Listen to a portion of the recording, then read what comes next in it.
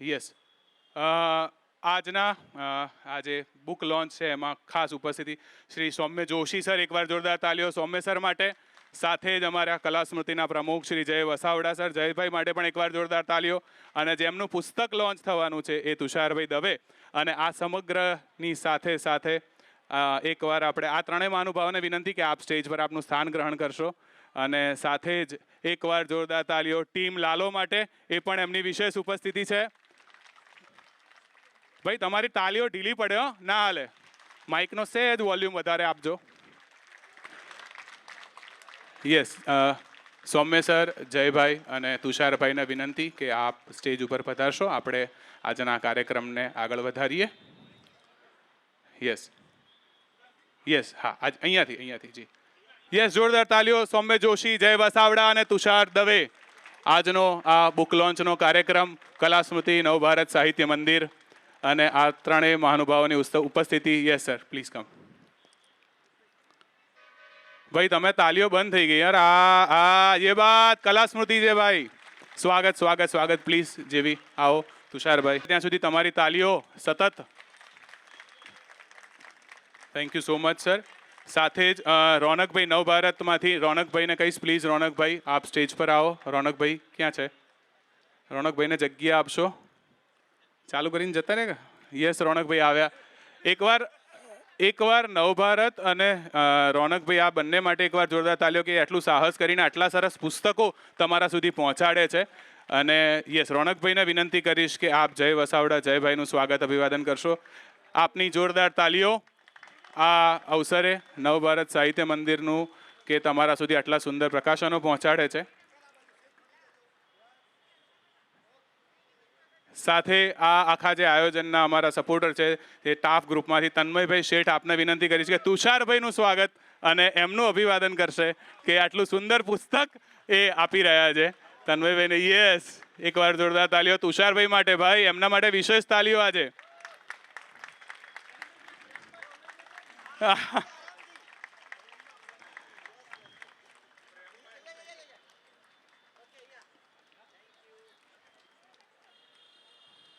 Yes, હવે જે કાર્યક્રમ માટે આપણે ભેગા થયા છીએ બુક લોન્ચ, સીધું જ આપણે બુક લોન્ચ તરફ જઈએ છીએ. અને હું તુષારભાઈના મમ્મી અને એમના ફઈ, કે આજે ખાસ તુષારભાઈના પિતાશ્રીનો બર્થડે છે અને એ નિમિત્તે આપણે એવું આયોજન કર્યું હતું કે એ દિવસે જ આ પુસ્તકનું લોન્ચ થાય. એટલે હાજી, એમના મમ્મી અને એમના ફઈને વિનંતી કરીશ કે આપ સ્ટેજ ઉપર આવો. સાથે જ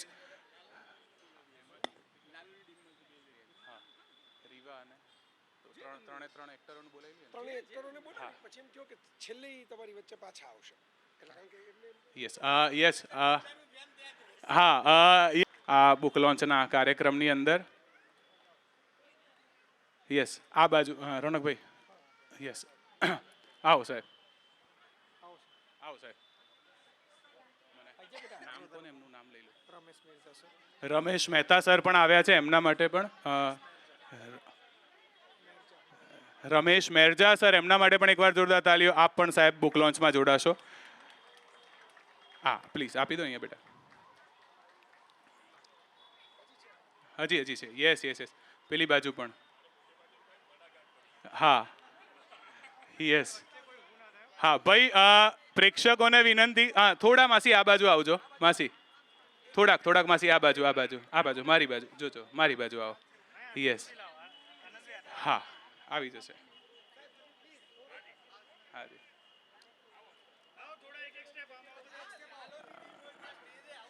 હાઉસફુલ જ હોય. યસ, નારાછડી ખોલવાની છે એની ઉપર અને આપણે જોરદાર તાલીઓથી હંબો હંબો રીલોડેડ ને આપણે વધાવીએ. અને આ તુષારભાઈનું ચોથું પુસ્તક છે આ સિરીઝનું. એકવાર જોરદાર તાલીઓ આ ક્ષણ માટે, હંબો હંબો રીલોડેડ, કે જે તમારા સુધી આજથી પહોંચી રહ્યું છે.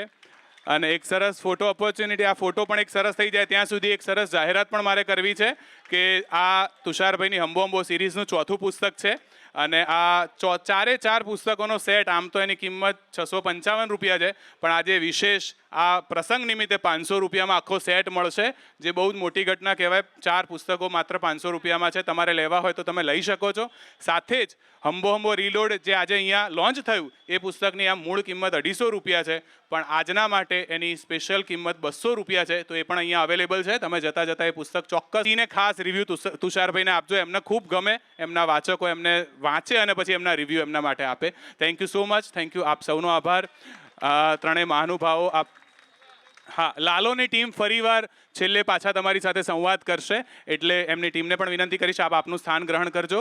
સાથે જ આપણા જે ઘરના છે એમને પણ કહીશ કે આપ પોતાનું સ્થાન ગ્રહણ કરજો, અને ત્રણેય મહાનુભાવો સ્ટેજ ઉપર આપનું સ્થાન ગ્રહણ કરશો, અને આપણે આગળના કાર્યક્રમમાં આગળ વધીએ. જી હા, હવે આપણે જે પ્રસંગ નિમિત્તે ભેગા થયા છે, બુક લોન્ચ હંબો હંબો રીલોડેડ, નવભારત સાહિત્ય મંદિરમાંથી પ્રકાશિત થઈ રહેલું આ પુસ્તક, અને જેમણે લખ્યું છે આ પુસ્તક એમને આપણે સાંભળવા છે. તો હું મહાનુભાવોને વિનંતી કરીશ કે આપ આપનું સ્થાન ગ્રહણ કરી લો, એટલે આપણે આજના કાર્યક્રમને આગળ વધારીએ. જી પ્લીઝ આપ આપનું સ્થાન ગ્રહણ. સાહેબ આપ બેસી શકશો સર? યસ. તુષારભાઈને પણ વિનંતી કે આપ આપનું સ્થાન ગ્રહણ કરી લેશો. આપણે કાર્યક્રમને આગળ વધારીએ.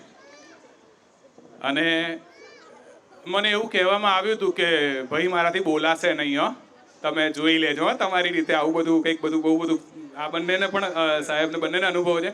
પણ હવે એમનો જ વારો છે, અને જેમણે આ પુસ્તક લખ્યું અને નવભારત સાહિત્ય મંદિરની અંદર પ્રકાશિત થયું ને આજે તમારા સુધી પહોંચ્યું, એવા હું તુષારભાઈને કહીશ કે એમના જે ઉદ્ગારો છે, એમના હૃદયનો ભાવ છે, એ તમારા સુધી પહોંચાડે.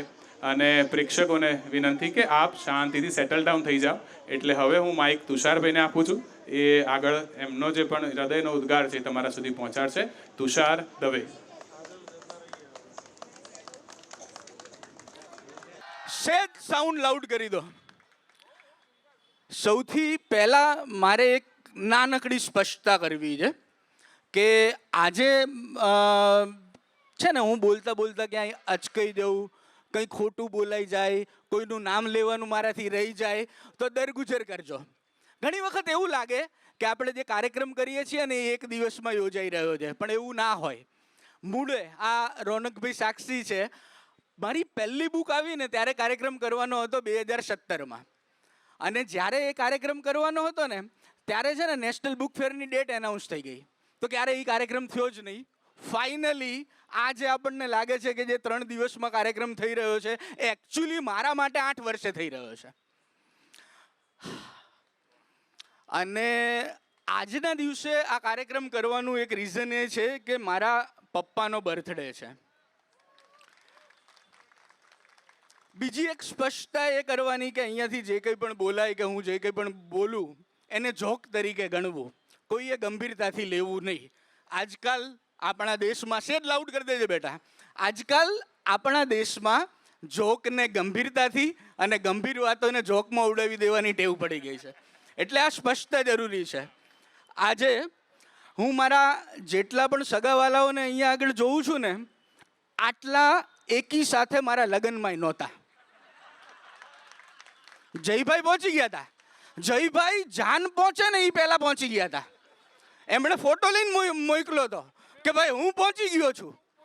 એ ત્યાંથી પછી તરત નીકળી ગયા. એ ત્યાં જાજીવાર ટઈકા નહીં. કદાચ જયભાઈને ખબર હશે કે મારા લગ્ન એ નથી ટકવાના, તો નથી ટઈકા મારા લગ્ન. તો આજે હું જે બોલીશ ને એ બોલવામાં હું અટલ બિહારી વાજપેયીની સ્ટાઇલ લેવાનો પ્રયાસ કરીશ. વાજપેયીજી છે ને બહુ પોઝ લઈને બોલતા હતા. એટલે વાજપેયીજી બહુ જ સારા સ્પીકર હતા. તો એ બોલતા હોય ને ત્યારે પોઝ લે ને ત્યારે એવું લાગે કે એ ઊંઘી ગયા છે. હું પોઝ લઉં ને તો તમે લોકો એવું માનજો કે હું કંઈક યાદ કરી રહ્યો છું. બરોબર છે. આજે મારે વધારે કંઈ બોલવું નથી, મારે માત્ર આભાર વિધિ કરવી છે. આવું એક કાર્યક્રમમાં જયભાઈ બોલ્યા અને એના પછી 24.5 મિનિટ બોલ્યા. સાઉન્ડ હજી લાઉડ કરી દે. એના પછી 24.5 મિનિટ બોલ્યા, પણ એવું જયભાઈ કરી શકે કારણ કે જયભાઈ સારા વક્તા છે, હું નઠારો વક્તા છું. આ સારા અને નઠારા ઉપરથી મને એક વાત યાદ આવે કે આપણો એક કવિ છે સૌમ્યભાઈ, કવિ કુલદીપ કારિયા. કુલદીપની એક ગઝલના 2 શેર છે કે આજે ભલે ચોતરફ મારો વિરોધ છે, પણ મારી ગઝલની કુંડળીમાં રાજયોગ છે. તારા ઉપર કોણ લખી રહ્યું છે જિંદગી, પૃથ્વી તું મને જણાવ કે તું કોનો બ્લોગ છે. એટલે મેં કુલદીપને કીધું કે કુલદીપ તું સારો કવિ છે, એટલે આવું બધું તું કહી શકે કે રાજયોગ છે ને આવું ને તેવું ને. જો મારા વિશે કહેવાનું હોય તો હું કંઈક એવું કહું કે જુઓ આ ગઝલના ગ્રહો કેવા અમને નડ્યા છે. રદીફ બધા બરાબર છે પણ કાફિયા ઘોડે ચડ્યા છે. જુઓ આ ગઝલના ગ્રહો કેવા અમને નડ્યા છે. રદીફ બધા બરાબર છે પણ કાફિયા ઘોડે ચડ્યા છે. અને ધારણ શું કરી લીધી કલમ અમે હાથમાં, આ ભાષાના શબ્દો બધા પોક મૂકીને રડ્યા છે.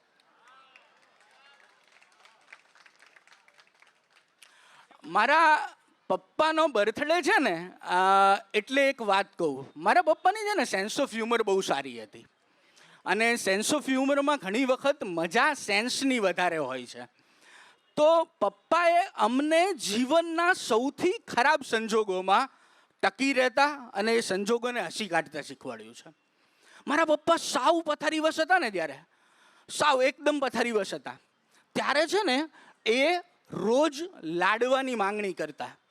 રોજ મારા પપ્પા એમ કે લાડવા ખાવા છે. હવે વ્યક્તિ બીમાર હોય, પથારીવશ હોય, અમુક વસ્તુઓ આપણે ના ખવડાવી શકીએ. તો એક તબક્કે અમે એવું નક્કી કરી લીધું કે પપ્પા જે માંગે નહીં હાજર કરી દેવું. તો પપ્પા રોજ લાડવા ખાય, લાડવાને શાક અથવા લાડવા અને દાળ. એટલે હું હળવેકથી પપ્પા પાસે જાઉં અને એમને કહું કે પપ્પા તમે રોજ લાડવા ખાવ છો ને એ સારું કરો છો, કારણ કે તમે ગુજરી જાઓ ને તો અમારે લોકોને કહેવા થાય કે તમને ખવડાવવાના લાડવા મરણ જનાર પોતે સાથે જ ખાઈને ગયા છે. પછી પપ્પાની બીજી એક ટેવ એવી હતી કે હવે પથારીમાં પડ્યું માણસ તો શું કરે, દર થોડી વારે છે ને પાણી માંગ્યા કરે મમ્મી પાસે. પાણી. એટલે હું પપ્પાને હળવે કરીને જઉં અને કહું કે પપ્પા તમે કંઈ પિતૃ છો તો પાણી માંગ કરો છો. તો જે હાસ્ય છે ને, અથવા મારું જે હાસ્ય છે એ જીવનની કપરી ક્ષણોમાંથી ઉદ્ભવ્યું છે. અને એટલે હું એક કિસ્સો, એક રાજાની એક વાર્તા વારંવાર પુનરોક્તિ દોષ વહરીને કહેતો હોઉં છું. અને એક નાનકડો કિસ્સો હું કહીશ કે એક રાજા હતો. એ રાજા છે ને ખાવાનો બહુ શોખીન હતો, જયભાઈની જેમ. એણે જયભાઈની ખાતા રહે મેરા દિલ વાંચી હશે. તો એ રાજા જ્યારે પ્રવાસ કરે ને ત્યારે એ રાજાના રસાલામાં એ રાજાનું રસોડું ખાલી 11 ઊંટો પર ચાલતું. 11 ઊંટો પર ખાલી રાજાનું રસોડું ચાલતું. તો રાજા એક વખત પ્રવાસે નીકળ્યો અને રસ્તામાં તોફાન આવ્યું. તો આખો રસાલો વેરવિખેર થઈ ગયો, ખોવાઈ ગયું બધું. અને કોઈ એક વેરાન જંગલમાં રાજા અને એનો વજીર 2 જણા બચ્યા. અને રાજાને ભૂખ લાગી. રાજા કે ભૂખ લાગી છે. વજીર કે પ્રભુ કે આમાં ક્યાંથી એમ કે લાવવું. તો કે વજીરજી કાંઈક કરો ને. તો વજીર આજુબાજુમાં ક્યાંક ગયો, એક બટેટું ને એક નાનકડું પાત્ર શોધીને આવ્યો. રાજા કે આ બટેટું બાફવા મૂક. પેલા ચૂલો સળગાવ્યો, એ બટેટું બાફવા મૂક્યું. અને એટલામાં છે ને કૂતરું આવ્યું. કૂતરા એ બટેટાવાળા પાત્રમાં છે ને મોઢું નાખ્યું ને તો દાઈજું ને તો દોડવા માંડ્યું. તો કૂતરું જે રીતે એ પાત્રની સાથે દોડી રહ્યું હતું ને, એ કૂતરાને જોઈને રાજા ખડખડાટ હસી પડ્યો. એટલે વજીરજીને થયું કે નક્કી રાજાની ડગરી ભૂખના માયરા ચસકી ગઈ. એટલે કે રાજા તમને ભૂખ લાગી હતી, કાંઈ તમને જમવાનું મળતું નહોતું, એમાં એક બટેટું મળ્યું હતું, એ આ કૂતરું લઈને જતું રહ્યું, તમે દાંત કાઢો છો.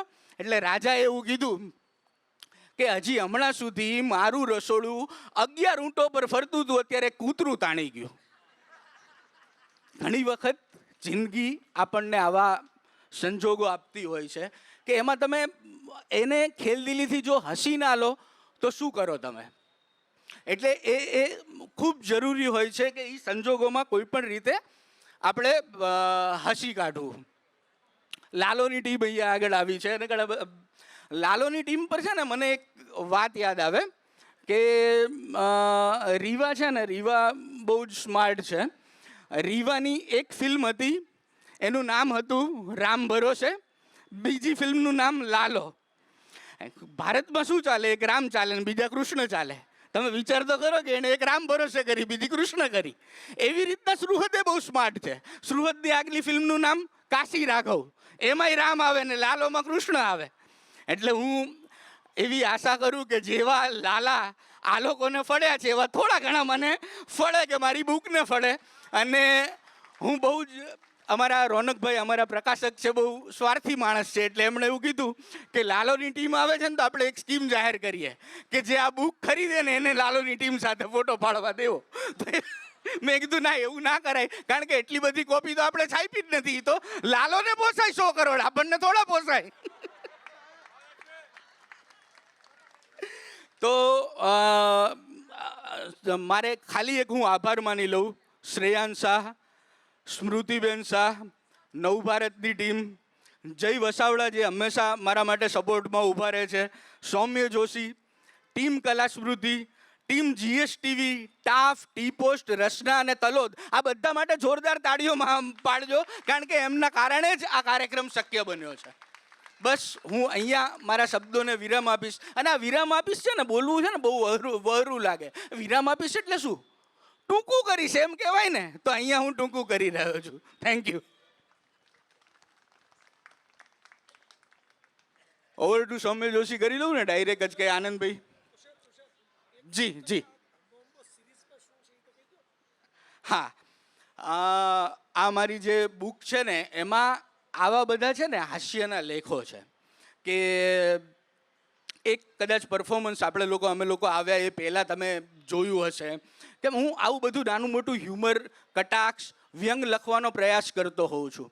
જેમ કે વ્યંગ મેં કીધું ને કે બહુ જ કપરી સ્થિતિમાંથી પેદા થાય. તો મને છે ને સખત બેક પેઇન રહે છે, તો હું રોજ ફિઝિયોથેરાપી કરવા જાઉં. તો મારી ફિઝિયોથેરાપી ચાલતી હતી ને, તો ડૉક્ટર, ખબર નહીં, ડૉક્ટર કંઈક ને કંઈક વાતો કરતા હોય. તો ડૉક્ટરે વાતમાંથી વાત નીકળીને મને પૂછ્યું કે ભગવાનને કેટલું કષ્ટ પડ્યું હશે? તો કે વિષપાન કરવું પડ્યું. એટલે મેં કીધું એમને બેક પેઇન હતું. એટલે એ ડૉક્ટર ખડખડાટ હસી પડ્યા. હવે ભલે તો જેન્યુઇનલી બેક પેઇન થતું હતું. તો આવા બધા અલગ અલગ નાના મોટા વ્યંગ કરવાનો પ્રયાસ આ બુકમાં મેં કર્યો છે. ખરીદજો, વાંચજો, ગમે તો મને કહેજો, ના ગમે તો FB પર લખજો.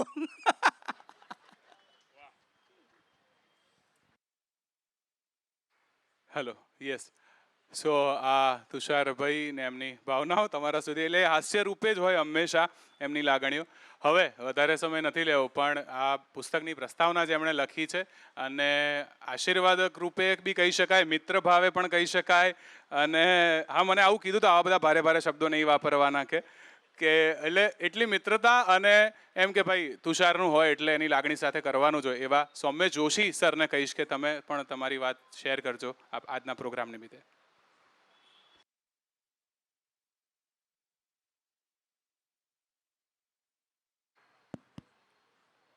ખૂબ ખૂબ આભાર.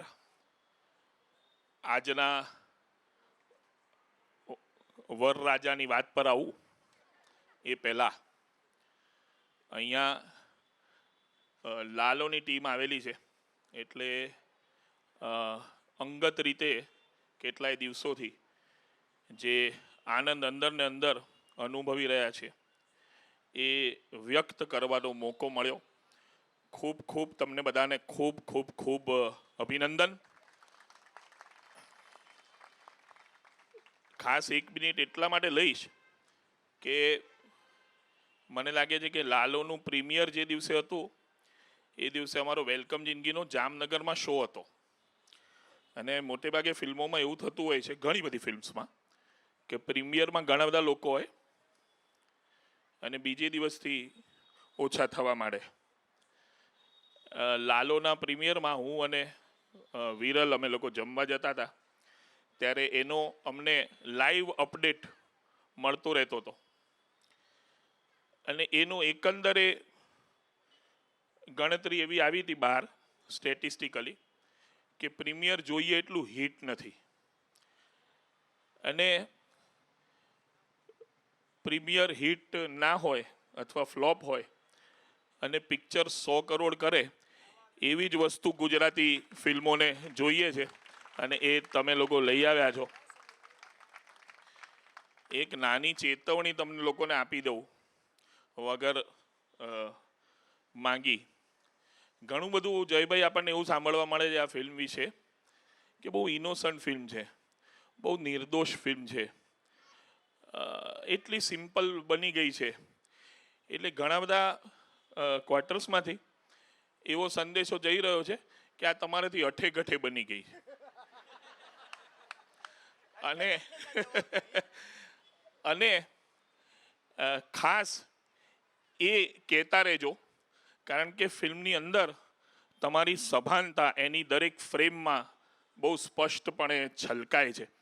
જે રીતે તમે ફિલ્મને રો રાખી છે, જે રીતે એને કાચી રાખી છે, જે રીતનું એનું લાઇટિંગ છે, જે રીતના એમાં તળનું ગુજરાત એની ફ્રેમમાં દેખાય છે, એવી જ ગુજરાતી ફિલ્મો તમે સભાનતાપૂર્વક આ એક બનાવી અને આગળ બીજી બનાવો અને એના 200 કરોડ થાય એવી આ આખા ઓડિયન્સ તરફથી તમને શુભેચ્છાઓ.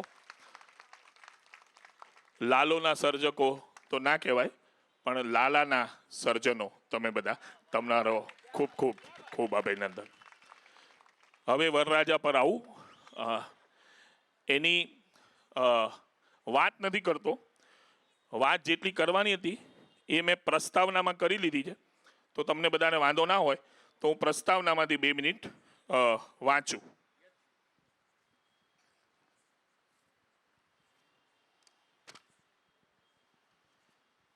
વાંચતી વખતે એક પ્રકારનો નાતો વક્તા અને પ્રેક્ષકનો તૂટી જતો હોય છે. એમાં હું કંઈ કરી શકું એમ નથી, પણ તમે એવો પ્રયત્ન કરજો કે નાતો ન તૂટે અને તમારું ધ્યાન સતત અહીંયા હોય. ચાલુ કરું.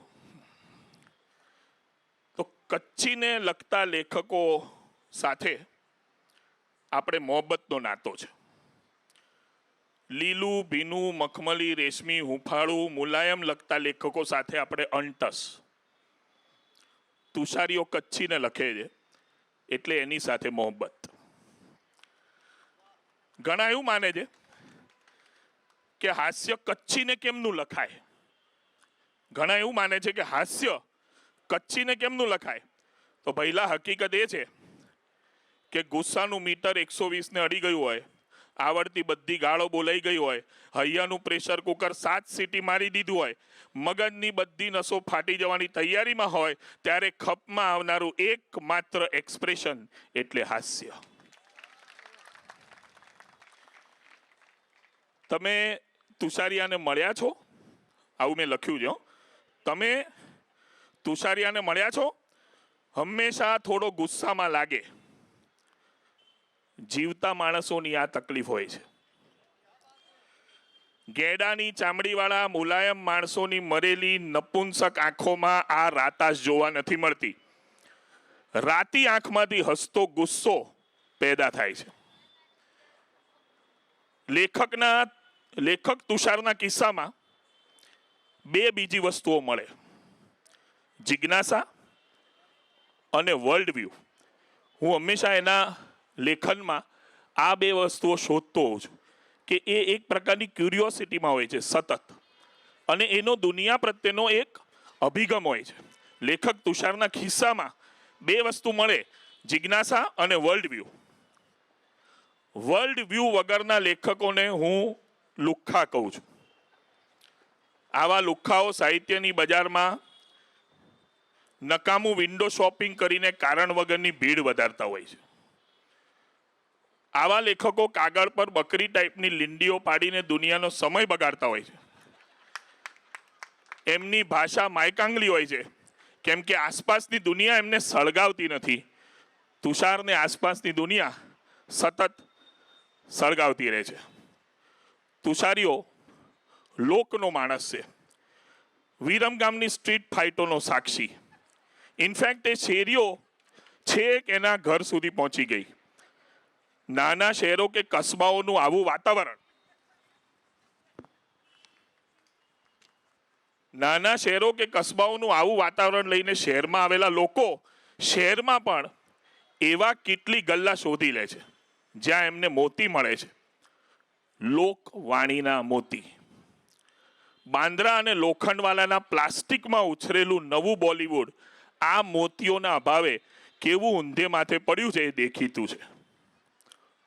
ટૂંકમાં તુષારીઓ બધી રીતે મજાનો, થોડો ભાઈબંધ ખરો, એટલે એકાદ ખામીનો પણ ઉલ્લેખ કરી દઉં.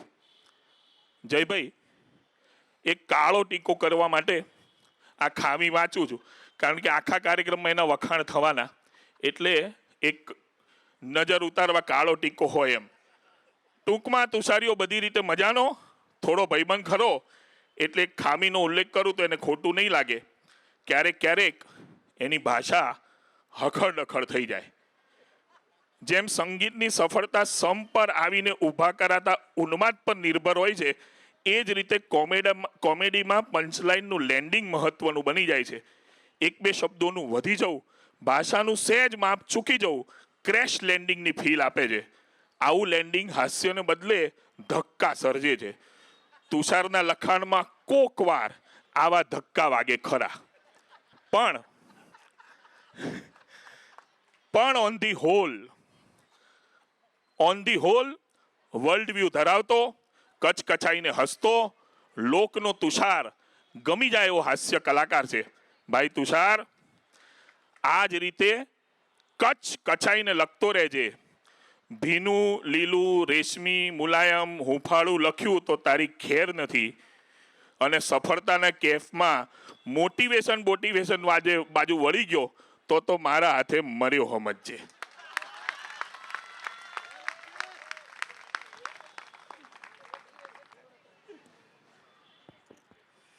ખૂબ ખૂબ આભાર.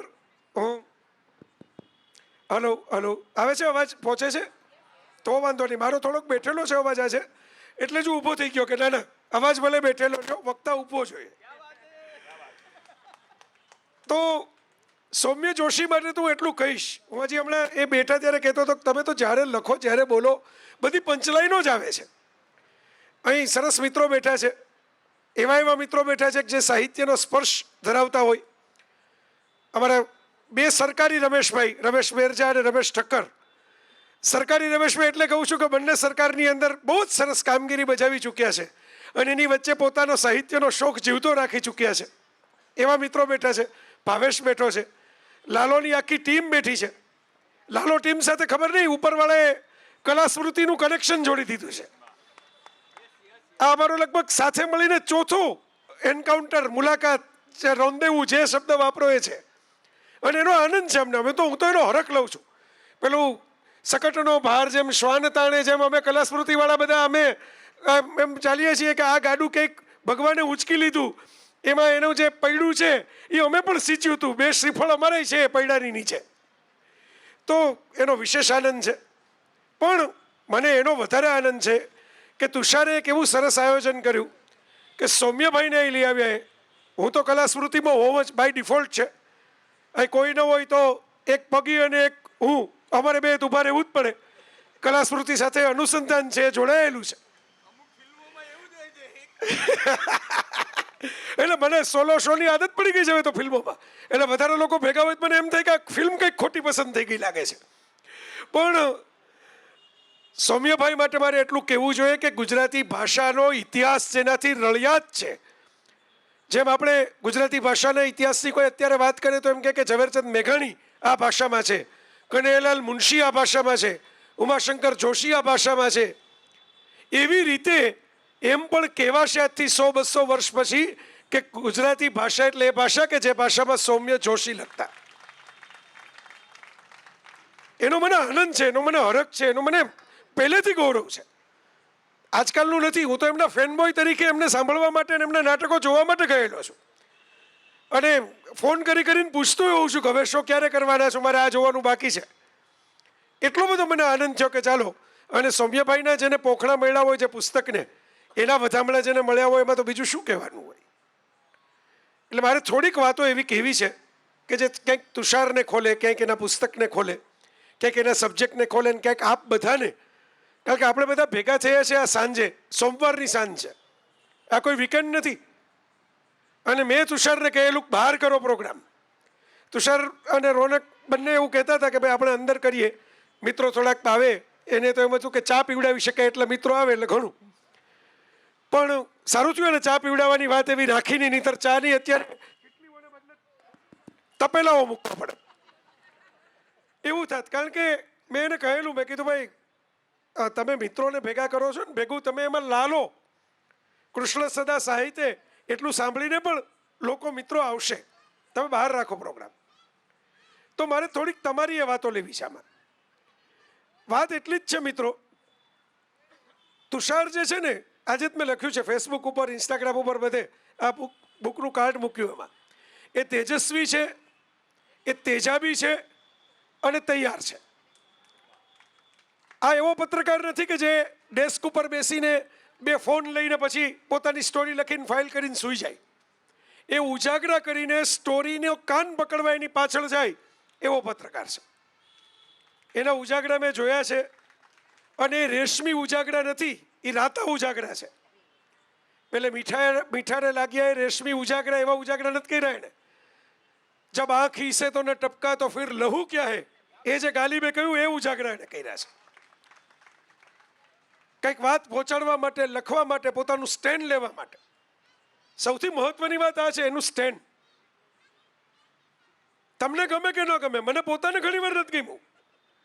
મેં એને ફોન કરીને કહેલું છે કે આ ન ચાલે, આવું ન લખાય, આ બરાબર નથી. આ તમે જે પણ માનતા હો, પણ આમાં ઔચિત્ય નથી, આમાં આમ નથી, આમાં વિવેક નથી. એ આપણી વાત સાંભળે એટલો વિવેકી ખરો. વાત સાંભળે પણ કંઈ બદલાવે નહીં એનું સ્ટેન્ડ. એની પોસ્ટમાં કંઈ એડિટિંગ કરે નહીં, આપણી સલાહો સાંભળીને પડતું મૂકે. બરાબર, આ કાનેથી સાંભળે, આ કાનેથી કાટ નાખે. અને એટલે જ મને સૌમ્યભાઈ હરિવંશરાય બચ્ચન યાદ આવે. એટલે મારું પોતાનો સ્વભાવ એવો જ છે, એટલે એમાં મને બહુ વાંધો નથી આવતો. હું એમ માનું કે ના ના, આપણા જેવા બીજા હોય ને. પણ હરિવંશરાય બચ્ચન બહુ સરસ રીતે કહે છે આ તુષારને ડિફાઇન કરવા માટે. એણે તુષારને જોયો નથી, પણ તુષાર જેવા લોકો આવશે અને તુષાર જેવા લોકો એના જમાનામાં હતા, એના માટે કદાચ બચ્ચન સાહેબે લખ્યું હશે, મેં હું ઉનકે સાથ જો સીધી રખતે અપની રીઠ. કવિતા બહુ લાંબી છે, વાંચજો ક્યારેક ગોતીને શોધીને. મેં હું ઉનકે સાથ જો સીધી રખતે અપની રીઠ. રીઠ એટલે સ્પાઇન, કરોડરજ્જુ. જે પોતાની કરોડરજ્જુ ટટ્ટાર રાખીને જીવી શકે છે, કવિ એમ કહે છે કે હું એની ભેગો છું. બહુ મોટી વાત છે આ કલા સ્મૃતિ. શું કામ છે?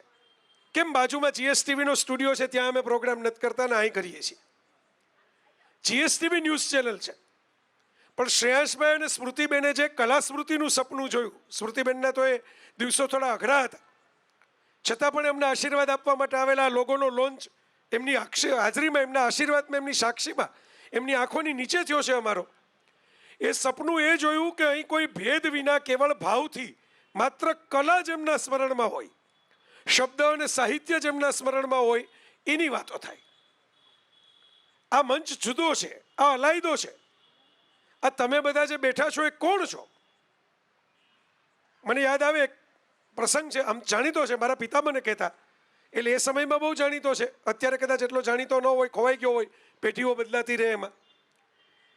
1955-56ની સાલમાં જવાહરલાલ નહેરુ ચીનની મુલાકાતે ગયા હતા.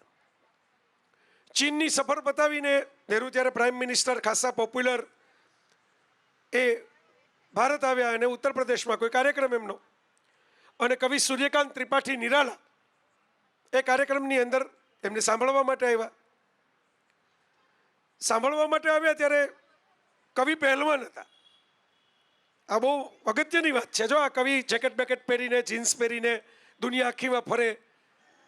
સૌમ્ય જોશીને જુઓ તમને એમ લાગે કવિ આવાય હોય, કવિ સ્ટાઇલિશ હોય, કવિ કોરિયન પિક્ચરે જોવે, કવિ તમે જાપાનમાં હો તો કઈ જગ્યાએ વાંદરાઓ જોવા જાવે, એના બેસેજ પણ કરે.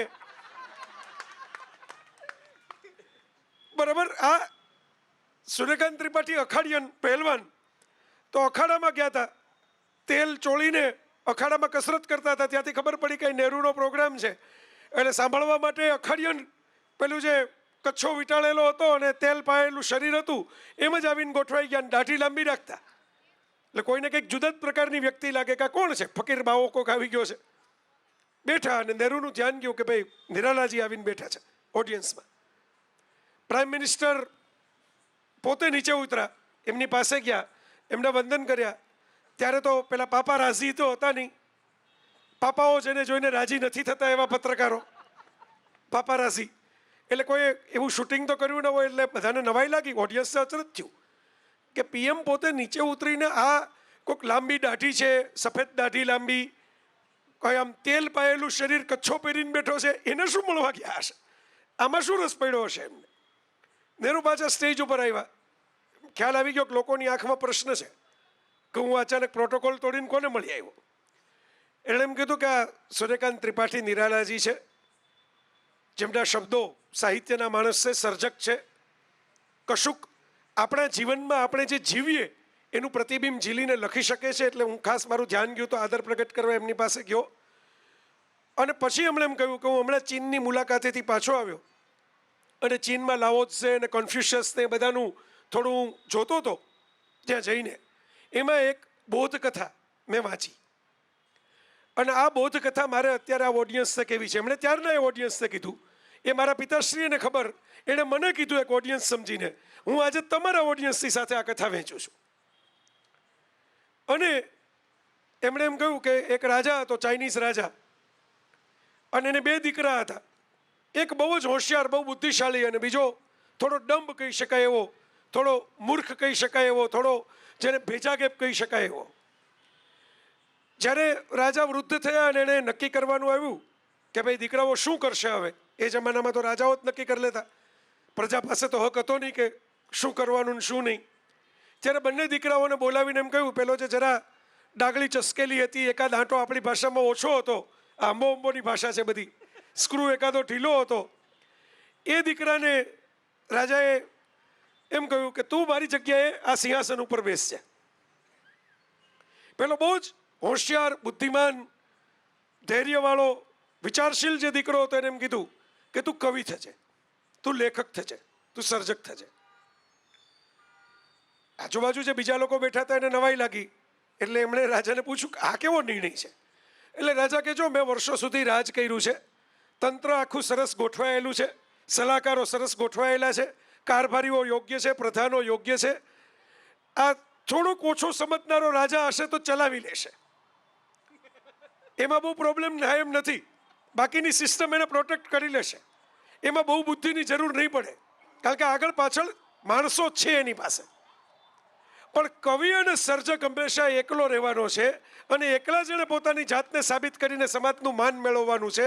આ મારા બીજા દીકરામાં એકલા રહેવાની લાયકાત છે અને એકલા રહીને રાજા હોય એટલું જ માન મેળવવાની લાયકાત છે. એટલે એને હું એમ કહું છું કે તું સર્જક થજે, તું રાજા ન થતો. આ એક જુદા પ્રકારનું રજવાડું હોય છે મિત્રો, સર્જકોનું રજવાડું. નાનું મોટું કંઈક લખતા હોય, કોઈ ભાવેશ ગઝલ લખે, કોઈ સ્નેહલ કે અભિમન્યુ કંઈક ફેસબુકની પોસ્ટ લખે, રૂચા, અમારે બધા ફેસબુકના લેખકો હાજર છે. કોઈ અંકિત સખિયા ફિલ્મ બનાવે, આ કળાનું, કોઈ અમારો ચેતન કોરિયોગ્રાફ કરે, જિજ્ઞા પરફોર્મ કરે. આ બધું કળાનું રજવાડું હોય છે. રમેશભાઈ તમે કવિતા લખો બધી ધમાલની વચ્ચે બેસીને, સૌમ્ય તો બધું જ કરે છે. એમાં તમારે કહ્યું એને પિક્ચરે કર્યા, એને નાટકે કર્યું, એને સ્ક્રિપ્ટે લખી, એને નાટકો ભજવા. જે ગૌતમ ગંભીર વર્ષોથી ગોતવાની કોશિશ કરે છે, ઓલરાઉન્ડર, ઓલરાઉન્ડર, ઓલરાઉન્ડર, આ ઓલરાઉન્ડર. કપિલ દેવ પછી જો કોઈ ઓલરાઉન્ડર હોય આખા હિન્દુસ્તાનમાં તો સૌમ્ય જોશી છે, જે બધું જ કરી શકે. આ સર્જકોનું રજવાડું. સર્જક પોતાનું એક રાજ્ય બનાવે નાનકડું. એ પુસ્તક જ્યારે વાચક વાંચે ત્યારે રાજ્યની અંદર એક કિંગડમમાં એન્ટર થઈ જાય સર્જકના. તુષાર ભારેખમ તેજાબી લખતો હોવા છતાં એની શૈલી હળવી રાખે છે. કદાચ પોતાની સેલ્ફ થેરેપી માટે રાખતો હશે કે બહુ બધું એસિડ જો ભેગો થઈ જાય તો બાળી નાખે, એટલે થોડો આલ્કલાઇન કરવું પડે. એટલે આલ્કલાઇન એનું હાસ્ય છે અને એસિડ એની પીડા છે. હા, આલ્કોહોલ નથી બોલ્યો, આલ્કલાઇન જ બોલ્યો છું. આલ્કલાઇન બહુ ફેમસ છે અત્યારે. પેલા પાણીના પેલા વેચવાવાળાઓએ બહુ આલ્કલાઇનનો એટલો પ્રચાર કરી દીધો છે કે જેટલું જાપાનમાં હું 3 વાર જઈ આવ્યો પણ હજી લગી મને આલ્કલાઇનવાળા જાપાનીઝ નથી મળ્યા. પણ ગુજરાતીઓ મળે છે. જાપાનમાં આલ્કલાઇન પાણી એવું પીવાય છે. અરે પણ હું જાપાન જાઉં છું, એ કોઈ નથી પીતું આલ્કલાઇન પાણી, નોર્મલ પાણી જ પીવે છે બધા, સીધે સીધું નળમાંથી પી લે છે. પણ એની પીડા આ સ્મિતની અંદર ઓગાળી દે છે. એટલે એનું હાસ્ય થોડું વિશિષ્ટ બને છે. ગુજરાતી પાસે એક જમાનો હતો, તમે વિચાર કરો, આ એ ભાષા છે, આ એ પ્રજા છે જેણે જ્યોતિન્દ્ર દવે પેદા કર્યા, જેણે બકુલ ત્રિપાઠી પેદા કર્યા, વિનોદ ભટ્ટ પેદા કર્યા, તારક મહેતા પેદા કર્યા. ઇવન તમે ભીખુદાન ગઢવીથી શરૂ કરી સાંઈરામ, જગદીશ ત્રિવેદી, સ્ટેજ ઉપર કેટલા હસાવનારા આપણને પેદા કર્યા. આ તો હું નામ ખાલી સિમ્બોલિક લઉં છું, એવું નથી કે આટલા જ પેદા કર્યા. તમે અહીં બેઠા બેઠા વિચાર કરશો, દસન નામ તો તમારા મગજમાં આવશે. ગુજરાતી હસતી પ્રજા છે. પૂછો સૌમ્યભાઈને, હજી નાટકોમાં એને હસવું ગમે છે, હસવું, કોમેડી નાટક લઈ આવો, કોમેડી. હસતી પ્રજા છે. અને એ નવા લેખકો, નવા ચેતનાઓ, આ બધા જેના નામ બોલ્યો એમાં મોટાભાગના તો હવે ઉપરવાળાને હસાવવા માટે પહોંચી ગયા છે. અને લખીને હસાવવું એ ગલીપચી કરીને હસાવવા જેટલું સહેલું કામ નથી. તમારે જુદી સૃષ્ટિમાં પ્રવેશ કરવો પડે, જુદો પંચ આપવો પડે. હું જ્યારે કોલેજમાં ભણતો ત્યારે મેં એક જોક બનાવેલો, પછી મેં કોલમ લખતો થયો, એમાં લખેલોય ખરો કે એક છોકરો હતો, કુદરતી મેં જ કુરિયર કરેલું એમાંથી બનેલો જોક હતો. ગાંધીજીની આત્મકથા, સત્યના પ્રયોગો મારે કુરિયરમાં મોકલવાની હતી ભેટમાં. એ વખતે કુરિયર સર્વિસ, ત્યારે પોસ્ટનો જમાનો હતો, ટપાલનો યુગ હતો, મોબાઈલ તો હતા નહીં. બધું પૂછે અંદર શું છે એને શું. આજે કોઈ પૂછતું નથી, મોટા મોટા બોક્સ તમે ફટાફટ લઈ જઈ શકો. ત્યારે બધી ઇન્ક્વાયરી કરતા કે આમાં શું છે, વજન કરે, ચેક કરે. તો મને કે આમાં શું છે, પેલા ગાંધીજીની આત્મકથા 3 મેં ગોઠવી હતી, એટલે બોક્સ આવું લાગતું હતું. એટલે તુષારને જે આલ્કોહોલ યાદ આવ્યો એમને યાદ આવ્યો હશે કે આવા પાર્સલ કરે છે આ ભાઈ આવું બોક્સ બનાવીને. એટલે મેં કીધું ગાંધીજીની આત્મકથા. હવે ભાઈ જે ઓલા કુરિયરના ક્લાર્ક તરીકે બેઠા હોય એ કે એટલું બધું લાંબુ ન વિચારતા હોય, અને એમને ગાંધીજીની આત્મકથા એમાં કંઈ ખબર પડી નહીં. એટલે મેં કીધું સત્યના પ્રયોગો. હવે જેને ગાંધીજીમાં જ ખબર ન પડતી હોય એને સત્યના પ્રયોગોમાં ક્યાંથી ખબર પડે? એ મારી ભૂલ હતી. હું ઘણીવાર ટોલ નાકે અમારી ગાડી ઊભી રહે ને જ્યાં ખાડા હોય, એટલે હું ઓલા ટોલવાળા ભાઈને સુપ્રીમ કોર્ટનો શું ચુકાદો છે એ સમજાવવા બેસું ને ત્યારે ગોપાલ મને કહે કે એને એટલી બધી ખબર પડતી હોત ને વાંચતા હોત તો અહીં થોડા બેઠા હોત, આપણે મોડું થશે, હાલો. તો આ બહુ ઇમ્પોર્ટન્ટ ને ઇન્ટરેસ્ટિંગ વાત છે. એટલે મેં કીધું સત્યના પ્રયોગો. એટલે ભાઈ કે એમની આમાં તૂટે એવું કંઈ નથી ને, બ્રેકેબલ નથી ને, એને કાચની બોટલ જ મગજમાં હતી કે આમાં કંઈ તૂટે એવું નથી ને. એટલે મેં કીધું આ તૂટે એવું છે બ્રહ્મચર્ય. એટલે ત્રણેય વસ્તુ એને ઉપર થઈ ગઈ, ગાંધીજી, સત્યના પ્રયોગો અને તૂટે એવું બ્રહ્મચર્ય. પણ મારું મોઢું જોઈને એને એમ લાગ્યું હશે કે આ ભાઈ કંઈક વ્યવસ્થિત લાગે છે, એટલે પાર્સલ એને સ્વીકારી લીધું. કોમેડી તો આપણી આસપાસ જ હોય છે, આપણા જીવનમાં જ સૌથી વધારે હાસ્ય છે. અને સાહેબ, હિન્દુસ્તાનમાં આપણે જો હસી ન કાઢીએ ને જિંદગીને તો આપણે રડવામાંથી ઊંચા ના આવીએ, એટલી તકલીફો ને એટલા પ્રશ્નો આપણી આસપાસ છે. પણ આપણે હસી કાઢતા શીખી ગયેલો આ દેશ છે, એ હસે છે. આ લાલો શું છે, કૃષ્ણનું જીવન તો તમે જુઓ, કેટલી તકલીફો, કેટલી પીડા. જન્મતા વેત મા બાપથી છૂટા પડી જવાનું. તમે ગોકુળમાં મોટા થયા હોય એ જગ્યામાંથી વૃંદાવન શિફ્ટ થવાનું, વૃંદાવનમાં રાસ રચો, ત્યાંથી મથુરા જવાનું, મથુરામાંથી તમારે પોતાની દ્વારકા બનાવવાની, જૂના મિત્રો, જૂના સખા સખીઓ, કોઈને મળવા નહીં જવાનું, ક્યારેય પછી વાર જોવાના નહીં એમના ચહેરા. અને હસ્તિનાપુરની અંદર ગાંધારીનો શ્રાપ લઈને આવવાનું 18 દિવસના કુરુક્ષેત્ર પછી. અને આમ છતાં આપણે કૃષ્ણનું નામ પડે એટલે આપણા મનની અંદર મુરલી વાગવા લાગે, બાંસુરીના તાલે આપણા પગ થિરકવા લાગે. એ તો વાત છે કે સાહેબ, તમારી સમસ્યાઓનો બોજ બીજા માથે નાખવાને બદલે બીજાને મોજ કરાવશો ને તો ભગવાન થઈને પૂજાશો. આ વાત છે. આ તુષારના પુસ્તકોમાં ઘણું બધું આ જોવા મળે છે કે થોડોક પરેશાન છે, થોડોક અકળાયેલો છે, ફ્રસ્ટ્રેટેડ છે કે કેમ આ બધું આમ ચાલે છે. અને પછી એ ફ્રસ્ટ્રેશન છે એને એ હ્યુમરની અંદર ઢાળીને આપણી સામે મૂકે છે. નવી કલમોમાં ઓછા લોકો આ કરી શકે છે. હર્ષ અમારો કરી શકે છે, થોડું હર્ષ મેસવાણિયા, મયુર ખાવડું એ કરી શકે છે. અમુક લોકોને હું વાંચતો હું તેમ લાગે કે આમની પાસે, ઈશાન પાસે થોડો એવો સ્પાર્ક છે.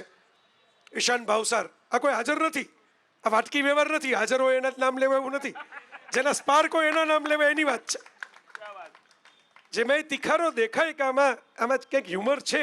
અમારા અમુક કેટલાક વાચકો હોય ને એની કોમેન્ટ, હિંમત છાયાણી ને અંકિત સાદરિયા ને, હું તો એની કોમેન્ટ યાદ કરતો, ભીષ્મક પંડિત આ બધા એવા લોકો છે કે જેની કોમેન્ટ માટે તમે એમ થાય કે આ કોમેન્ટ કરે તો આપણને કંઈક બે વસ્તુમાં મજા આવશે, હસવું આવશે. એક અમારી વાચક ગુજરી ગઈ અંજુ વ્યાસ, હું એને ટેગ કરતો કંઈક લખીને કે અંજુ કોમેન્ટ કરે ને તો અંજુ પાસે કંઈક એવી હ્યુમર આવશે. અત્યારે નથી રહી, પણ હસાવતા હસાવતા ગઈ આનંદ પિક્ચરની જેમ. આ બધા આપણી આસપાસના હીરોઝ છે, હિરોઈન છે. બે નાનકડી વાત કરીને હું સમાપન કરું, કારણ કે મને ખબર છે કે મિષ્ટાન તમારી રાહ જોવે છે. એટલે મિષ્ટાનની વચ્ચે ચા જ આવ્યા રાખે, કોફી જ આવ્યા રાખે એક પછી એક, તો માણસોને એમ થાય કે હવે તો પછી પેટ આમાંથી જ ભરી લેવાનું છે, મીઠાઈ ક્યારે ખાશું. અને તુષારમાં એ મજા છે કે એ તો મરચાનો આઈસ્ક્રીમ બનાવી શકે છે, કારણ કે મરચા જેવી વાત હોય તીખી, અને પછી એમાં હ્યુમર કરીને આઈસ્ક્રીમનું કોટિંગ આપે, એટલે તમને ખ્યાલ ના આવે કે આમાં ઠંડુ લાગે છે, ગળ્યું લાગે છે, તીખું લાગે છે. હા, એટલે સરસ રાખ્યું છે કવર પેજ, મને ગમ્યું. કલરે બહુ સરસ પસંદ કર્યો છે, અત્યારનો ટ્રેન્ડી, જે અત્યારે રોમાન્સનો કલર ગણવામાં આવે છે. હવે રેડ રોમાન્સનો કલર નથી જેન ઝીમાં, purple is a colour of romance, કારણ કે ઇરોટિક રોમાન્સ બધાને જોઈએ છે, એટલે ઇરોટિક રોમાન્સનો કલર છે પર્પલ, પેશનેટ. તો આ વાતો બે નાનકડી એટલે કરવી છે કે આ ઓડિયન્સને હું કલાસ્મૃતિનું ઓડિયન્સ માનું છું, જે અમારે એક સાદે એક હાકલે દરેક વખતે અમને પ્રતિસાદ આપવા માટે પહોંચી જાય છે. અમે ગરબા કરીએ તો ગરબા માટે આવે, અમે પુસ્તકનું લોન્ચિંગ કરીએ તો એના માટે, અમે સંવાદ કરીએ તો એના માટે, અમે સરસ્વતીનું પૂજન કરીએ તો એના માટે. અને મારે એના માટે જાહેર ઋણ સ્વીકારની પરંપરા છેલ્લે હોય, પણ હું વચ્ચે જ કરતો વાત કરતાં કે અમારા શ્રેયાંશભાઈનો એ ઋણ સ્વીકાર, નિર્મમભાઈનો, શ્રેયાંશભાઈનો, કે એણે અમને ફ્રીડમ આપી છે. તમે કરવું હોય કરો, કોઈ પૂછે ન, કે કોઈ સેન્સરશિપ એમ નહીં, જવાબદારી તમારી, આનંદ એ તમારો, રિસ્પોન્સિબિલિટી એ તમારી. મોકળું મેદાન આપ્યું છે ત્યારે અમે રમી શકીએ છીએ આ બધું. તો મારે વાત એ કરવી છે, મેં કીધું ને થોડીક વાત હું તમારા માટે કરીશ, આ 5 મિનિટની વાત તમારા માટે કરવી છે. આજે બહુ જાણીતું નામ નથી, હવે આપણા જ સાહિત્યકારોના નામ આપણને બહુ જાણીતા નથી લાગતા, પરદેશના યુરોપિયન ક્યાંથી લાગે. પણ મેં કાર્ડમાં જ્યારે તુષારે મને કીધું કે સૌમ્ય જોશી આવવાના, ત્યારે મને ઝબકારો થયો તો કે આ વાત કેવી છે મારે, કારણ કે આ વાત કહેવા માટે કોઈક પ્રસંગ જોઈએ, કોઈક અનુકૂળતા જોઈએ, અને કોઈક એવો માણસ જોઈએ કે મને એમ થાય કે આ એક બેઠો છે એ તો સમજી જ લેશે, બીજા કોઈ સમજે કે ન સમજે. સોરેન કિર્કેગાર્ડ, કાફકા, કામુ, કિર્કેગાર્ડ, આખી એક નિહિલિસ્ટિક વિચારધારાની જે યુરોપની અંદર જેને ફિલોસોફીના આખા જેને કહેવાય ને ફિલોસોફીનું સાયન્સ ક્રિએટ કર્યું, એવા લોકો, દર્શનશાસ્ત્રના મહાપંડિતો. અને આપણે ત્યાં બહુ ઓછા, મોરારી બાપુ અત્યારે ઓશોની કથા કરી રહ્યા જબલપુરમાં. બાપુ રોજ સરસ સરસ વાતો કરે છે ઓશો વિશેની. એક રદ્દી સેવા થયા ભારતની અંદર કે જે આની વાત કરે, જે સ્પિરિચ્યુઅલ ડિસ્કોર્સમાં કાફકાની વાત કરીને કથાઓ કહેવા માંડે. બહુ ઓછા માણસો પાસે એ રેન્જ હતી. તો કિર્કેગાર્ડે એના પુસ્તકની અંદર એવું લખેલું છે, અને બહુ જ અદ્ભુત વાત છે. તમને આવું બધું સાંભળીને એવું થાય કે બહુ કંઈક હેવી હથોડો આવવાનો છે હમણાં, એટલી બધી હેવી હું નહીં કરું, એ મને આવડતું નથી. મને હેવી વાતોને હેપી કરતા આવડે છે, હેવી વાતોને હેવી રાખતા નથી આવડતી. એટલે એમણે ભલે હેવી લખી હોય, હું તમને હેપી ફોર્ટમાં કહી દઈશ. 3 કોઈ પણ વ્યક્તિ જ્યારે, જેને આપણે કહીએ બાળકમાંથી પરિપક્વ થાય, પુખ્ત થાય, ત્યારે 3 ચોઇસમાંથી પસાર થતો હોય છે, 3 ચોઇસીસ. પહેલી છે એસ્થેટિક. કિર્કેગાર્ડ એવું કહે છે, એસ્થેટિક. પહેલા માણસને મજા શું આવે ને એ ગોતે. નાનું બાળક હોય એને ચોકલેટ ભાવવા માંડે તો એ બોલતા ન આવડે ચોકલેટ, પણ તમે ફ્રીઝ ખોલો ત્યાં ચોકલેટ પાસે હાથ લંબાવવા પહોંચી જાય. એને ખબર છે કે ફ્રીઝમાં ચોકલેટ પડેલી છે જે આપણને ગમે છે. પોતાને મજા આવે, પોતાને ગમે, પોતાને ભાવે, પોતાને સુંદર લાગે, જો ખરાબ નથી, પણ આ ફર્સ્ટ ચોઇસ છે. બાય ડિફોલ્ટ તમે એ ચોઇસમાં જતા રહ્યો. મને આ કલર બહુ ગમે છે, મને આ સ્ટાઇલ બહુ ગમે છે, આ ડાન્સનું સ્ટેપ મારું સરસ થાય છે, આ મ્યુઝિક મને બહુ ગમે છે. આ બધી પણ પસંદગીઓ જ છે ને, કે આ ગીત મારી કોલર ટ્યુનમાં રાખીશું. હું આવી જ રીતે રવિન્દ્રનાથ ટાગોર અને અમિતાભ બચ્ચને શાલની ફેશન કરી નાખી. પહેલા ટાગોરે ને પછી બચ્ચને. કંઈ જ ન હોય, સફેદ રંગના કુર્તા પહેર્યા હોય, પણ ઉપર એક ડિઝાઇનર શાલ વીટી હોય. આ એસ્થેટિક ચોઇસ છે. માણસ એક પસંદગી કરે છે પોતાની એસ્થેટિક ચોઇસની, કે મને ગમે શું, મને સુંદર શું લાગે. તમે વિચાર કરો, લાલોના ઓપનિંગ સીનની અંદર બહુ જ બારીક છે, કદાચ બધાના લોકોના ધ્યાનમાં નહીં આવ્યું હોય, પણ પહેલા જ ઓપનિંગની અંદર નારાયણ સ્વામીનું ભજન વાગે છે. હવે એ એક એસ્થેટિક ચોઇસ છે કે મારા સીન બતાવવો છે, એમાં કોઈક મ્યુઝિક તૈયાર પણ મૂકી શકું, કોઈક ક્રિએટ કરાવી શકું, વાંસળી વગાડી શકું, કૃષ્ણની વાત છે કૃષ્ણના ભજનથી શરૂ કરી શકું. પણ એક નારાયણ સ્વામીનું ભજન તમને એક મૂડ સેટ કરે કે આ એક તળ કાઠિયાવાડની ભૂમિની કંઈક વાત આવી રહી છે આગળ. આ જુનાગઢ છે, આ ગિરનાર છે. તો આજે વાત છે આ એસ્થેટિક. અમારે જયેશભાઈ ફોટા પાડે તો એ ફ્રેમ સેટ કરે, એસ્થેટિક. બીજી ચોઈસ છે માણસ કરે છે એસ્થેટિક પછીની, એ છે એથિકલ. શું સારું છે, શું ખરાબ છે, મારા માટે શું સારું છે, શું ખરાબ છે. કારણ કે એસ્થેટિક્સમાં તો બધી જ થાળીઓ તમારી સામે પીરસાયેલી હોય. તમને બુદ્ધની અને મહાવીરની કથાઓ સાંભળી હોય, તમને ખબર હશે કે નાના હોય ને બધું તમે સામે રાખો ને એમાંથી શું પસંદ કરે એના આધારે બધા નિર્ણય લે કે આ બાળક મોટો થઈને આવો થશે. આ ગુડ એન્ડ ઇવિલની ચોઇસની વાત છે, ગુડ એન્ડ બેડની ચોઇસની વાત છે. એક જ ઘટના છે, હું કયું રિએક્શન આપું. પેલી મોટિવેશન સ્પીચો જે બધી રેડીમેડ આવતી હોય છે, જેના એક વિડીયોમાં એક કિસ્સો આવે એટલે એ બીજા 6 સ્પીકરો એ જ કિસ્સો બોલી જાય. એટલે એમાં એવું આવે કે એક ઈંડું છે, એક બટેટું છે અને કોફી છે, તમે ગરમ પાણીમાં મૂકો. એટલું બધું જાણીતું થયું છે, હું તો એવું વાંચીને એવું યાદ પહેલાં એ રાખું કે આ નથી બોલવાનું, કારણ કે આ અડધો ડઝન વિડીયોમાં છે એટલે આપણે નથી બોલવાનું. પણ આ સમજાવવા માટે તમને બોલું છું કે ભાઈ ગરમ પાણીમાં તમે ઈંડું નાખો તો અંદરથી કડક થઈ જાય, બટેટું નાખો તો એ નરમ થઈ જાય, અને કોફી નાખો તો એ પાણીને જ પોતાનો સ્વાદ અને પોતાના રંગ અને સુગંધમાં ઢાળી દે. આ થઈ એથિકલ ચોઇસ.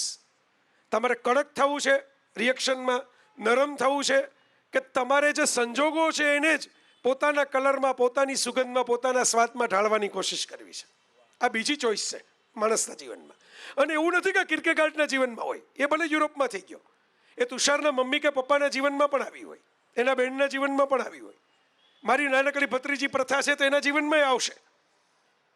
કોઈ પણના જીવનમાં ચોઇસના તબક્કા આવશે. ત્રીજી, તમને એમ થાય કે શું કામ કિર્કેગાર્ડ યાદ કર્યો, હંબો હંબો રિલોડેડ ને કાંઈ સિરિયસ બુક થોડી છે કે આવા બધા નામ લેવાય. ત્રીજી ચોઇસ જે છે એને કિર્કેગાર્ડ કહે છે leap of faith. Leap of faith બહુ અઘરો લાગે એવો શબ્દ છે. શ્રદ્ધાનો કે આસ્થાનો કૂદકો, છલાંગ, એવો આપણે અનુવાદ કરી શકીએ. મારા કરતાં સારા અનુવાદો સૌમ્યભાઈ ના આવડે, એ તો તરત પકડી લેશે, પણ આવો અનુવાદ થાય. હવે હમણાં લગી આ બધી વાતો બળવાખોરીની ચાલતી હતી. ત્યાં શ્રદ્ધા એટલે ભગવાન કયા પસંદ કરવા, કઈ આરતી કરવી, કયું ભજન કરવું એ પસંદગી નહીં. તમે કઈ બાબતમાં સાહસ કરી શકો છો, કઈ બાબતમાં તમે એમ કહો છો કે આ મને પસંદ જ નથી, આવું નહીં કરું. નહીં એટલે નહીં. 2002ની સાલમાં ચેતન સાક્ષી છે, બીજા કોઈ તો ત્યારે હતા નહીં અહીં બેઠેલામાંથી. રમેશભાઈ મેરજા સાક્ષી છે, જો કદાચ એ અહીં અત્યારે બેઠા હોય તો. પણ 2002ની સાલમાં મેં કોલેજની નોકરી છોડી ત્યારે મેં એમ કીધું કે ભાઈ હું અમુક સમાધાનો કરવા તૈયાર છું. વિદ્યાર્થીઓ સાથે ડાયલોગ કરવો મને ગમે, પૈસાની જરૂર છે, પગાર આવે એ તો વધારે ગમે, પણ આમ હું નહીં કરું. નહીં એટલે નહીં. લોકોએ કીધું કે આ તો મુશ્કેલ છે, તકલીફ છે. રોનકના પપ્પા મહેન્દ્રભાઈનો ફોન આવ્યો હતો કે આવા ગાંડા જેવા નિર્ણય ન લેવાય, રાજીનામા પાછા ખેંચી લ્યો. પણ મેં નક્કી કરેલું કે નહીં, આ મારી છલાંગ છે, આમાં હું સમાધાન નહીં કરું. રોનકને હજી ખબર છે, હજી અમુક બાબતના ડિઝાઇનમાં, ક્વોલિટીમાં, હવે હું એને કહું કે આ નહીં જ ચાલે, નહીં ચાલે એટલે નહીં જ ચાલે, આમ જ.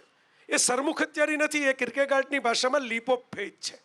તમારા જીવનમાં એક તબક્કો પરિપક્વતાનો એ આવે કે તમે નક્કી કરો કે આ બાબતમાં હું એડવેન્ચર કરીશ, આમાં હું સાહસ કરીશ, આમાં હું કૂદકો મારીશ. એ શ્રદ્ધા ઉપરવાળાની નથી, એ શ્રદ્ધા તમારી જાત ઉપરની તમને છે કે મને આવો બનાવ્યો છે, જેણે બનાવ્યો હોય, મારા મા બાપે બનાવ્યો, મારા ઈશ્વરે બનાવ્યો, મારા સમાજે બનાવ્યો, મને એવો બનાવ્યો છે કે હું આ કૂદકો મારીને રહીશ.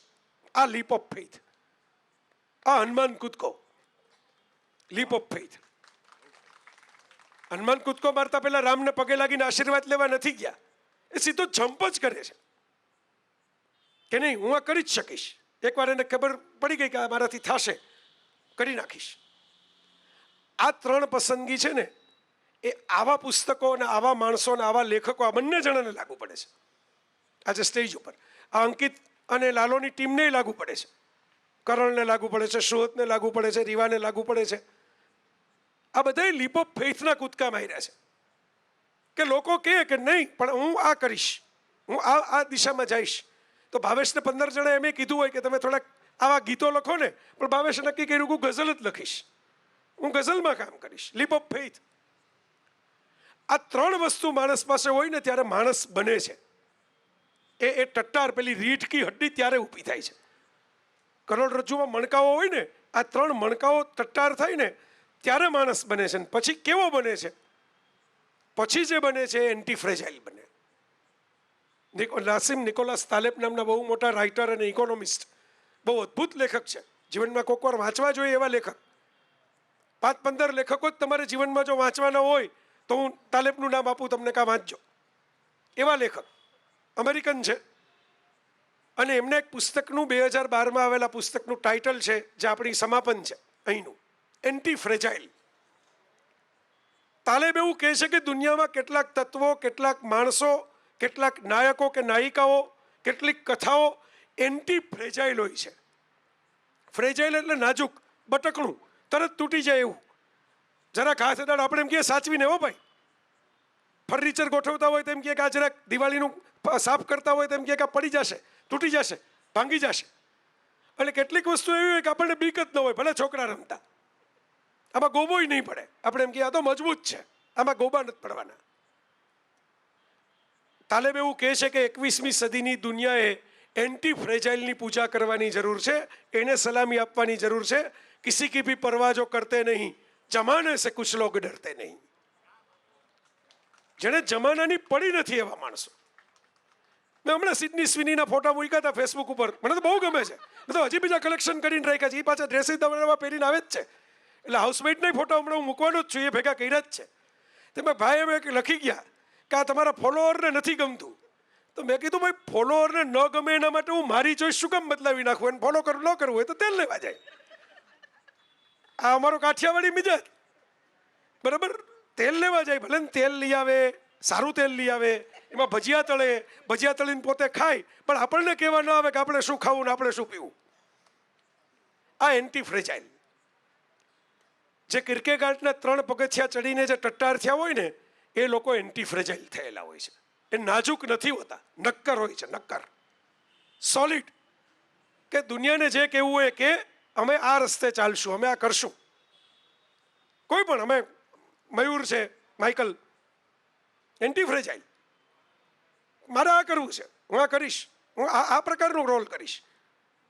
કરસનદાસ પેન યુઝ, તમે વિચાર કરો, કર્યો હોય ને. અહીં એવા લોકો છે, ધીરેનભાઈ બેઠા હતા હમણાં સુધી, દેખાતા નથી, બરાબર, નીકળી ગયા.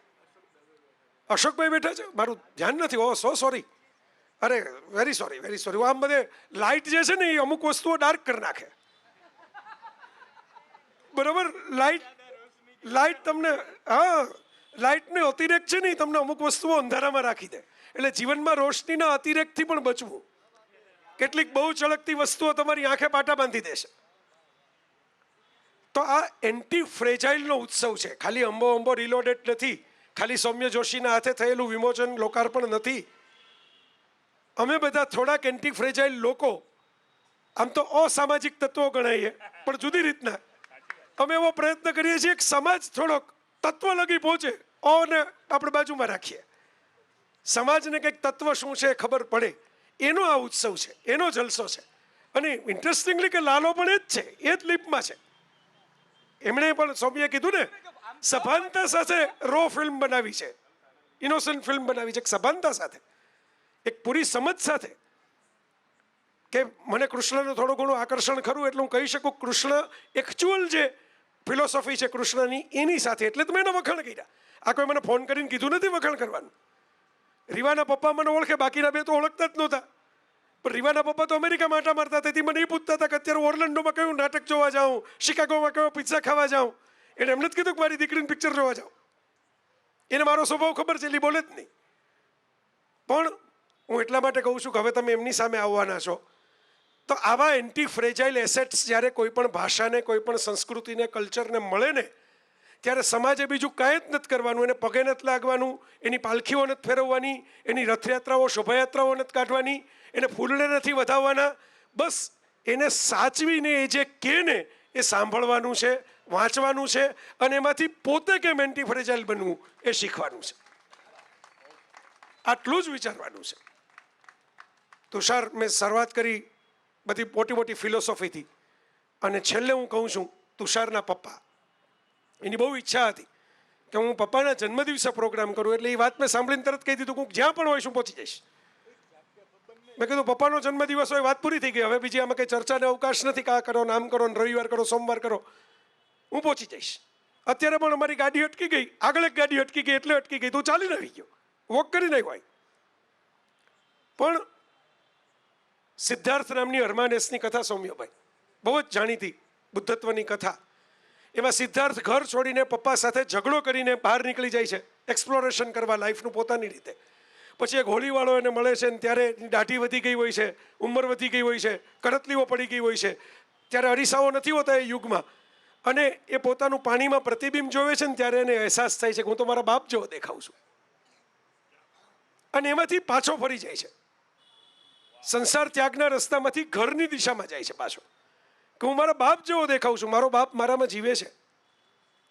તુષારના પપ્પા ભલે લેખક ન થયા હોય, પણ તુષાર જેટલા પુસ્તકો લખશે, તુષાર જેટલી રીતે ક્યાંક ને ક્યાંક છલાંગ મારશે, ત્યારે એ બાપ, અને સદનસીબે માતના આશીર્વાદ તો હાજર છે, એનો ખોળો તો હાજર છે. એ મા અને બાપ દરેકના, એ સૌમ્યના હોય, મારા હોય, કોઈ પણ અહીં બેઠેલા એક કે એકના હાજર હોય એ ભગવાનની કૃપા, હાજર ન હોય તો એ સ્વર્ગમાંથી મળતી કૃપા, એમ માનીને એ મા બાપો છે એ હરખાતા જ હોય, એવું માનતા જ હોય કે વાહ, આપણે હજી મરી નથી ગયા, આપણે જીવીએ છીએ આપણા સંતાનોમાં, એના ડીએનએમાં, એના જીન્સમાં. Thank you.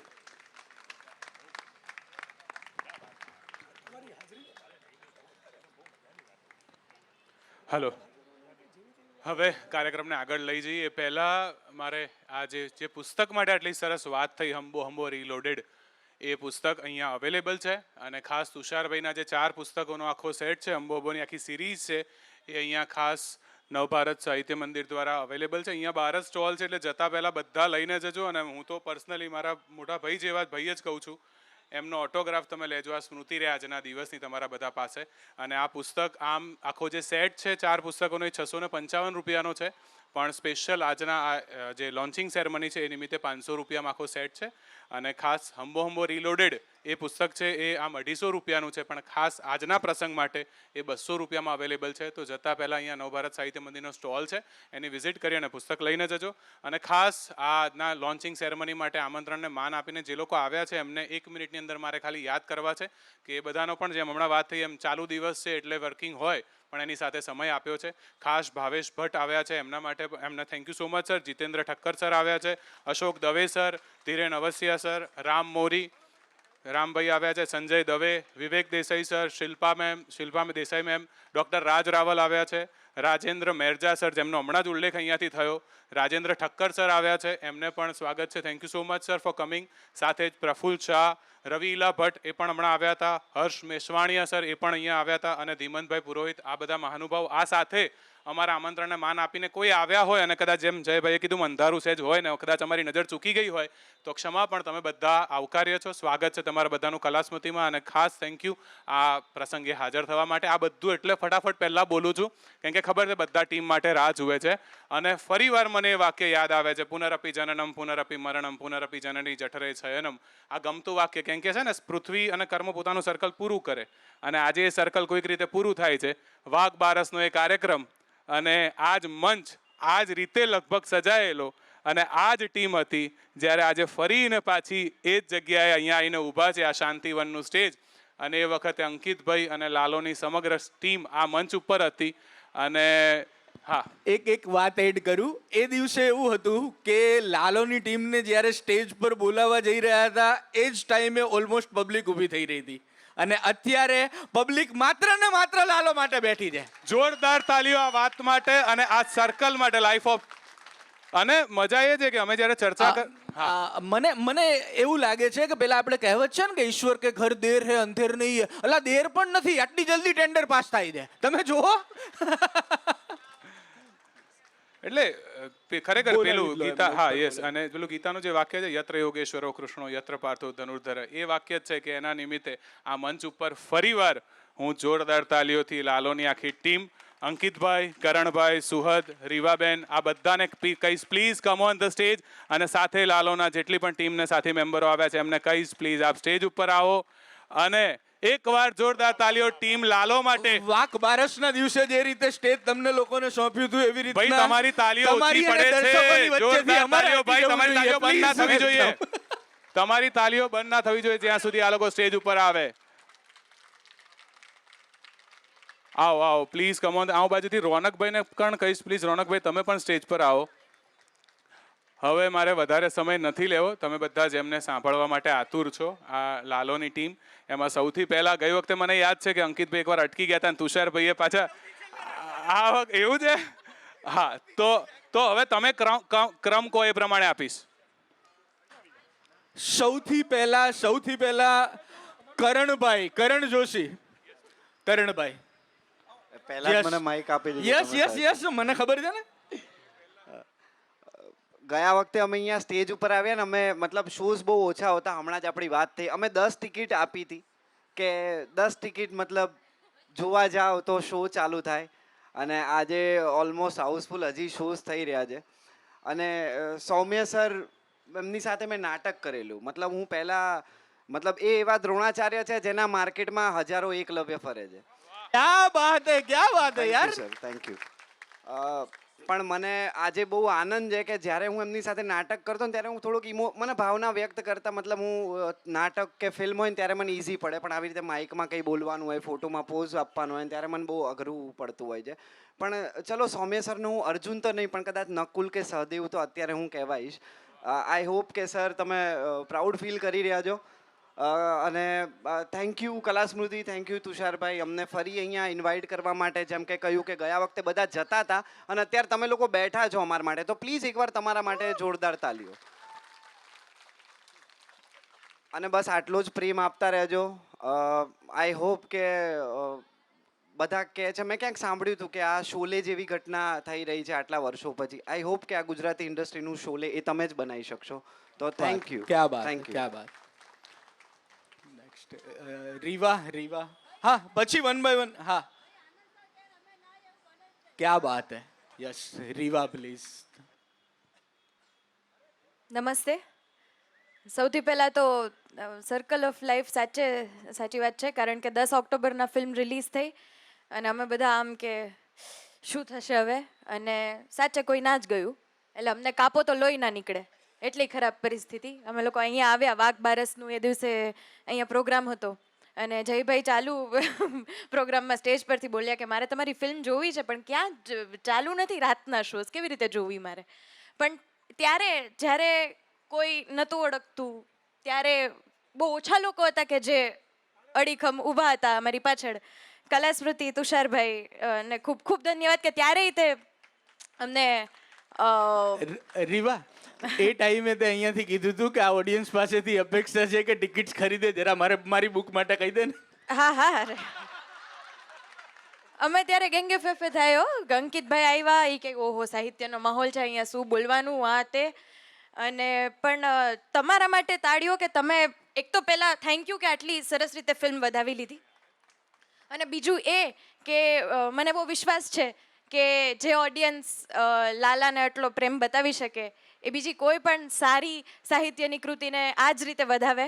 એટલે તમને બધાને એ પણ અપીલ કે સરની જે બુક છે, અને બીજું મારે એ કહેવું છે કે આ બુકમાં મારું પર્સનલ કનેક્શન, એટલે પર્સનલી આ બુક મને શું કામ કદાચ ઇટ્સ ઇમ્પોર્ટન્ટ ફોર મી. એમાં હંબોમાંથી જ એક લગભગ યસ તમે લોકોએ પ્લે કર્યું હતું જયભાઈ, પીસ ઓફ આર્ટિકલ કે મને ખબર નથી પડતી શું કહેવાય એને, એ શેર કર. મારો એક હાસ્યલેખ હતો, એ હાસ્યલેખ પરથી રીવા, સંજય ગોરડિયા અને જય વિઠલાણી એ લોકોએ હેમુ ગઢવી હોલમાં પરફોર્મ કર્યું હતું. આખો હોલ હાઉસ પેક હતો. પ્લીઝ રીવા. એટલે એ હાસ્યલેખમાં એવું થાય છે કે કોલ સેન્ટરમાંથી વાત કરતા લોકોથી આપણે કેટલા હેરાન હોઈએ છીએ એમ. અને સાચે એવી સિચ્યુએશન છે કે તમને એમ થાય કે અરે યાર, એટલે સૌમ્ય સરે જે વાત ના કરી કે હૃદયની સાથે એક સીટી વાગી જાય ને મગજની નસો ખેંચાઈ જાય ને આ ને તે ને, એને એવું જ છે, આપણું એવરીડે જીવન બી એવું જ છે.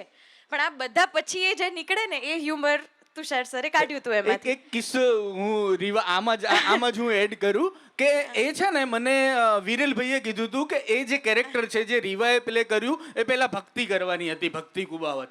ધેન વિરેલભાઈ કે યાર તુષાર ભક્તિ અવેલેબલ નથી, રીવા પાસે કરાવવું પડ્યું. નાવ હવે રીવા એટલું મોટું નામ થઈ ગઈ છે તો મારા માટે એ બહુ શું કહેવાય ફોર્ચ્યુનેટ વાત છે કે રીવાએ મારા આર્ટિકલ પર પરફોર્મ કરેલું છે. ના એવું નથી, પણ વધારે ઇમ્પોર્ટન્ટ એટલા માટે છે કારણ કે જય વિઠલાણી કરીને એક બહુ જ સારા થિયેટર એક્ટર હતા જે જામનગરથી અમે લોકો થિયેટર કરતા હતા ને મારા માટે એ કાકા સમાન હતા. એવું હતું, મારું બહુ ગમતું વ્યક્તિ હતું. અત્યારે નથી આપણી સાથે, પણ એમની સાથે મેં નાટક કરેલું દ્રષ્ટિ, અને એ નાટકના અમે શોઝ તો કર્યા પણ પછી સમય જતાં એવું થયું કે હું સ્ક્રીનના કામમાં વધારે બિઝી થઈ ગઈ હતી, એટલે મારે થિયેટર સાથે એટલો નાતો નહોતો. પણ આ આર્ટિકલ અમારે સ્ટેજ પર લાઈવ પરફોર્મ કરવાનો હતો અને મારું કદાચ જય અંકલ સાથે થયેલું લાસ્ટ પરફોર્મન્સ કે જે લાસ્ટ ટાઈમ હું એમની સાથે સ્ટેજ શેર કરી શકી એ તમારા લેખ થ્રુ હતું. અને એ એટલે લેખ આ પુસ્તકમાં છે. હા, એ આ પુસ્તકમાં છે અને એટલા માટે કદાચ આ પુસ્તક ઇઝ વેરી સ્પેશિયલ. અને મેં તમને કીધું એમ કે એકચ્યુઅલી તમને કંઈ કહેવાની જરૂર જ નથી. ઓડિયન્સ સારી વસ્તુઓને વધાવી લેતી હોય છે. આ ફિલ્મની સક્સેસ પછી મને પૂરતો વિશ્વાસ એવો થઈ ગયો છે તો આ પુસ્તકને પણ તમે એ જ રીતે વધાવી લેશો એવી મને ખાતરી છે. Thank you. અંશુભાઈ, અંશુ જોશી પ્લીઝ. આટલા બધા વ્યક્તિઓ ઊભા હોય, મારે કંઈ બોલવાનું રહેતું નથી. પણ મારા ફાધર મને હંમેશા કહેતા કે આ દુનિયામાં 3 પ્રકારના માણસો હોય. એક મહેનત કરીને મરી જાય તો પણ એમને કંઈ મળે નહીં. બીજા બહુ જ ઓછી મહેનત કરે અને એમને ઘણું બધું મળી જાય. અને ત્રીજા એવા હોય કે જે લોકો મહેનત જ ના કરે, એ બીજાના જ નસીબનું ખાતા હોય. હું એ ત્રીજા પ્રકારનો માણસ છું. આ બધાના નસીબનું આ મળ્યું છે મને, અને હું લાલાના પપ્પા બનીને ફરું છું અત્યારે ગામમાં, બરાબર. પણ ભગવાનની મહેરબાની અને ગુજરાતી દર્શકો, તમે આ વખતે જે મહેરબાની દાખવી છે ને એવી લગભગ દરેક ફિલ્મ ઉપર દાખવ્યા કરો તો ગુજરાતી ઇન્ડસ્ટ્રી છે કારણ કે બહુ દર આગળ ત્રીજી આવશે. ફિલ્મમાં અંશુભાઈ હોય છે એટલે આ સ્વાર્થી વાત કરી.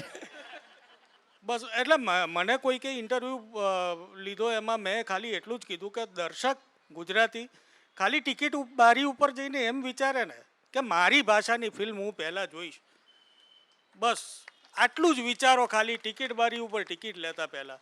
ગમે તે ફિલ્મ ચાલતી હોય, હોલિવૂડની ચાલતી હોય, બોલિવૂડની ચાલતી હોય, હું મારી ભાષાની ફિલ્મ પહેલાં જોઈશ. હું 250 રૂપિયા 300 રૂપિયા એના માટે પહેલાં ખર્ચીશ. બસ આટલું કરો તો ગુજરાતી ઇન્ડસ્ટ્રી બહુ જ આગળ આવશે. Thank you so much. Radhe Radhe. Krishna કેમ સહાય નહીં કરે, બાજુમાં જ તો બેઠો છે મારો ઠાકોર. બાત હે, ક્યા બાત હે. તો પછી એટલે એને આવવાનું જ હતું. આપણે એટલી બધાની અમારી ટીમની પોકાર જ એટલી બધી હતી કે એને આવવું જ પડ્યું. અને તમારી નિયત સારી હોય છે, તમારા કર્મ સારા હોય છે અને તમે મહેનત કરો છો. જે રીતની આ ટીમ મહેનત આજની તારીખે પણ દોડે છે ને એ લોકો, તો એનું ફળ તો મળવાનું જ હતું. અને મારો બહુ જ ફેવરિટ એક જ સીન છે કે જ્યારે રીવા નાચતી જ્યારે કૃષ્ણને સરેન્ડર થાય છે ને, ધીસ ઇઝ ધ રૂવાડા ઊભા થઈ જાય આપણા. કે મારા માટે એ જ છે કે તમે જ્યારે સરેન્ડર થાવ છો ને, સમર્પિત થાવ છો, તો એ દોડીને આવે છે જેમ સુદામા માટે દોડ્યા હતા. તો મારું ફેવરિટ સીન એ છે ને મારી લાઈફમાં પણ છે. હું પોતે રાધા કૃષ્ણને સરેન્ડર થયેલી છું. ઘણા બધા કહે છે કે તમે તિલક કરો છો તો તમે ફોલો કરો છો. મેં કહું હું ફોલો નથી કરતી, હું પ્રેમ કરું છું ને જ્યાં પ્રેમ છે ત્યાં સમર્પણ છે. તો મારી સમગ્ર લાલોની ટીમ ખૂબ મહેનત કરી છે અને કરી રહી છે. અને આટલો અઢળક પ્રેમ આપવા બદલ, આટલો અપ્રતિમ પ્રતિસાદ આપવા બદલ સમગ્ર ટીમ વતી આભાર વ્યક્ત કરું છું ને ગુજરાતી ફિલ્મને આટલો જ પ્રેમ આપજો. તમારી ફિલ્મ છે, તમારી ભાષાની ફિલ્મ છે. રાધે રાધે. પ્રોડ્યુસર અજય પાદરિયા, જેમને લૂંટવાની મને બહુ જ ઈચ્છા છે એવા. અરે મને ખરેખર બોલતા નથી આવડતું, પડદા પાછળ કામ કરતા આવડે છે. પ્લીઝ મને પ્રોડ્યુસર છે, તાળીઓ જોરદાર એમના માટે. એટલે મૂળ શરૂઆત એમણે કરી હતી. ઓકે, થેન્ક યુ તુષારભાઈ પહેલાં તો અમને લોકોને આમંત્રણ કરવા માટે. એટલે એમને પહેલાં મને મેસેજ કર્યો કે બુક લોન્ચનો કાર્યક્રમ છે, તમારે લોકોની ટીમની અવેલેબિલિટી. એટલે મેં કીધું પ્રભુ અમારે લોકોને દ્વારકા ધજા ચડાવવા જવાનું છે, અમે લોકોએ નક્કી કર્યું છે. એટલે જોઈએ પોસિબલ હશે તો કોઈક અમે લોકો આવી જઈશું. પણ હવે એમનો પ્રેમ અમારા પ્રત્યેનો, અમારો એમના પ્રત્યેનો પ્રેમ, દ્વારકાધીશે કીધું કે તમે થોડો સમય છે ને ખોબરી જાઓ, તુષાર દવેનું પેલા બુક લોન્ચમાં જતા હોય છે. એમને મેં પૂછ્યું કે તમે તો દ્વારકા જવાના હતા, તો કે દ્વારકાથી હુકમ આવી ગયો કે પહેલા તુષારભાઈનું બતાવો. હા એટલે રિયલી મતલબ મેં એમને પહેલા સ્ટ્રેટ ફોરવર્ડ ના પાડી, પ્રભુ સોરી એના માટે કે અમે લોકો નહીં આવી શકીએ. અમારે ઓનેસ્ટલી આવું હતું. હા, એવું નહીં કે દ્વારકા જવાનું પણ એમ હતું નહીં, મારી બુકમાં કૃષ્ણ સદા સહાય જ છે, તો જ તમે બધા અહીંયા અવેલેબલ છો. હા એટલે લિટરલી એ આનંદ થયો. અને જેવી ખબર પડી કે આપણે લોકો પોસ્ટપોન કરી રહ્યા છીએ તો તરત જ મેં મેસેજ કર્યો કે સાહેબ અમે લોકો આવી રહ્યા છીએ. એમને તો પહેલાં મને કીધું કે એટલે કોણ આવી રહ્યા છે? મેં કીધું પ્રભુ બધા લોકો આવી રહ્યા છીએ. ટીમમાંથી એકાદું વ્યક્તિ હશું. મેં કીધું કોણ? બધા કે જેટલા છીએ ને બધા આવી રહ્યા છીએ. એટલે મારા માટે બહુ મોટી વાત છે. અને પોસ્ટપોન ઉપરથી યાદ આવ્યું, અમે પોલીસને જાણ કરી દીધી હતી. હો ભાઈ અહીંયા હાજર પણ. એટલે મેં કહી દીધું તું ભાઈ, પછી કહેતા નહીં કે અમને કીધું નથી. 4 ફોન ક્રાઇમ રિપોર્ટર પાસે કરાવ્યા, સીપીને કહી દેજો લાલોની ટીમ અહીંયા આવે છે. એટલે મારે એટલે એ જનરલી અમે લોકો કોઈ પણ ઇવેન્ટમાં જતા હોય છે ને તે કેવું પડતું હોય છે. હવે એવું થઈ ગયું છે કે જરા તમે જાણ કરજો, કારણ કે કાલ સવારે કંઈ પણ સિચ્યુએશન ઊભી થાય તો થોડું સેફટીમાં ચાલીએ યાર, કારણ કે ખબર નહીં. કંઈ નહીં, આ પાર્ટ એડિટ કરી નાખીશું. સુહૃદભાઈ લાલો, જોરદાર તાળીઓ સુહૃદભાઈ માટે. એટલે લોકો આપણા બધાની રાહ ક્યારથી જોતા થઈ ગયા ખબર ના પડી. જેમ સરે કીધું કે થેન્ક યુ તમને બધાને કે આ આંગણામાં એવું થાય કે આપણે બોલ્યા કરીને લોકો સાંભળશે. અહીંયા સાંભળનારા લોકો છે, કલાપ્રેમી લોકો છે. ગઈ વખતે બી અમે લોકોએ બહુ મન ખોલીને વાત કરી હતી અને અત્યારે પણ આપણે બધા મન ખોલીને વાત કરીએ છીએ, કોઈ પડદો નથી. તો થેન્ક યુ તમને બધાને કે એટલે એક ખુશી એ વાતની છે કોઈ ગુજરાતી ફિલ્મ આ લેવલ સુધી પહોંચી છે. અને ગુજરાતી ભાષાને ખાલી હવે લોકો ઢોકળા ફાફડા આ તે એ બધામાં નહીં ગણે, ખરેખર સિરિયસલી લેશે કે ભાઈ ગુજરાતી ફિલ્મ છે તો એકવાર કન્સિડર કરીએ. ટ્રેલર જોઈએ એટલીસ્ટ ગમશે તો હું જોવા પાક્કું જઈશ. ત્યાં સુધી તો આપણે લોકો પહોંચ્યા છે. સો આપણા બધા એકવાર તાળીઓ પાડી દો આપણા બધા ગુજરાતીઓ તરીકે.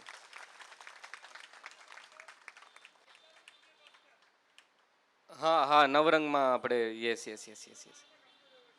પણ અને તુષારભાઈ, સૌથી પહેલાં હું એમ કહીશ કે જ્યારે વાઘ બારસે તમે લોકોએ બોલાવ્યા હતા અને અમે અહીંયા ઊભા હતા જ્યારે લોકો નહોતા અને લોકો છે અત્યારે, એ સેકન્ડરી વસ્તુ છે. પણ તમે સતત અમને સપોર્ટ કર્યો છે, આ સ્ટેજ આપ્યું છે, ખૂબ ખૂબ આભાર.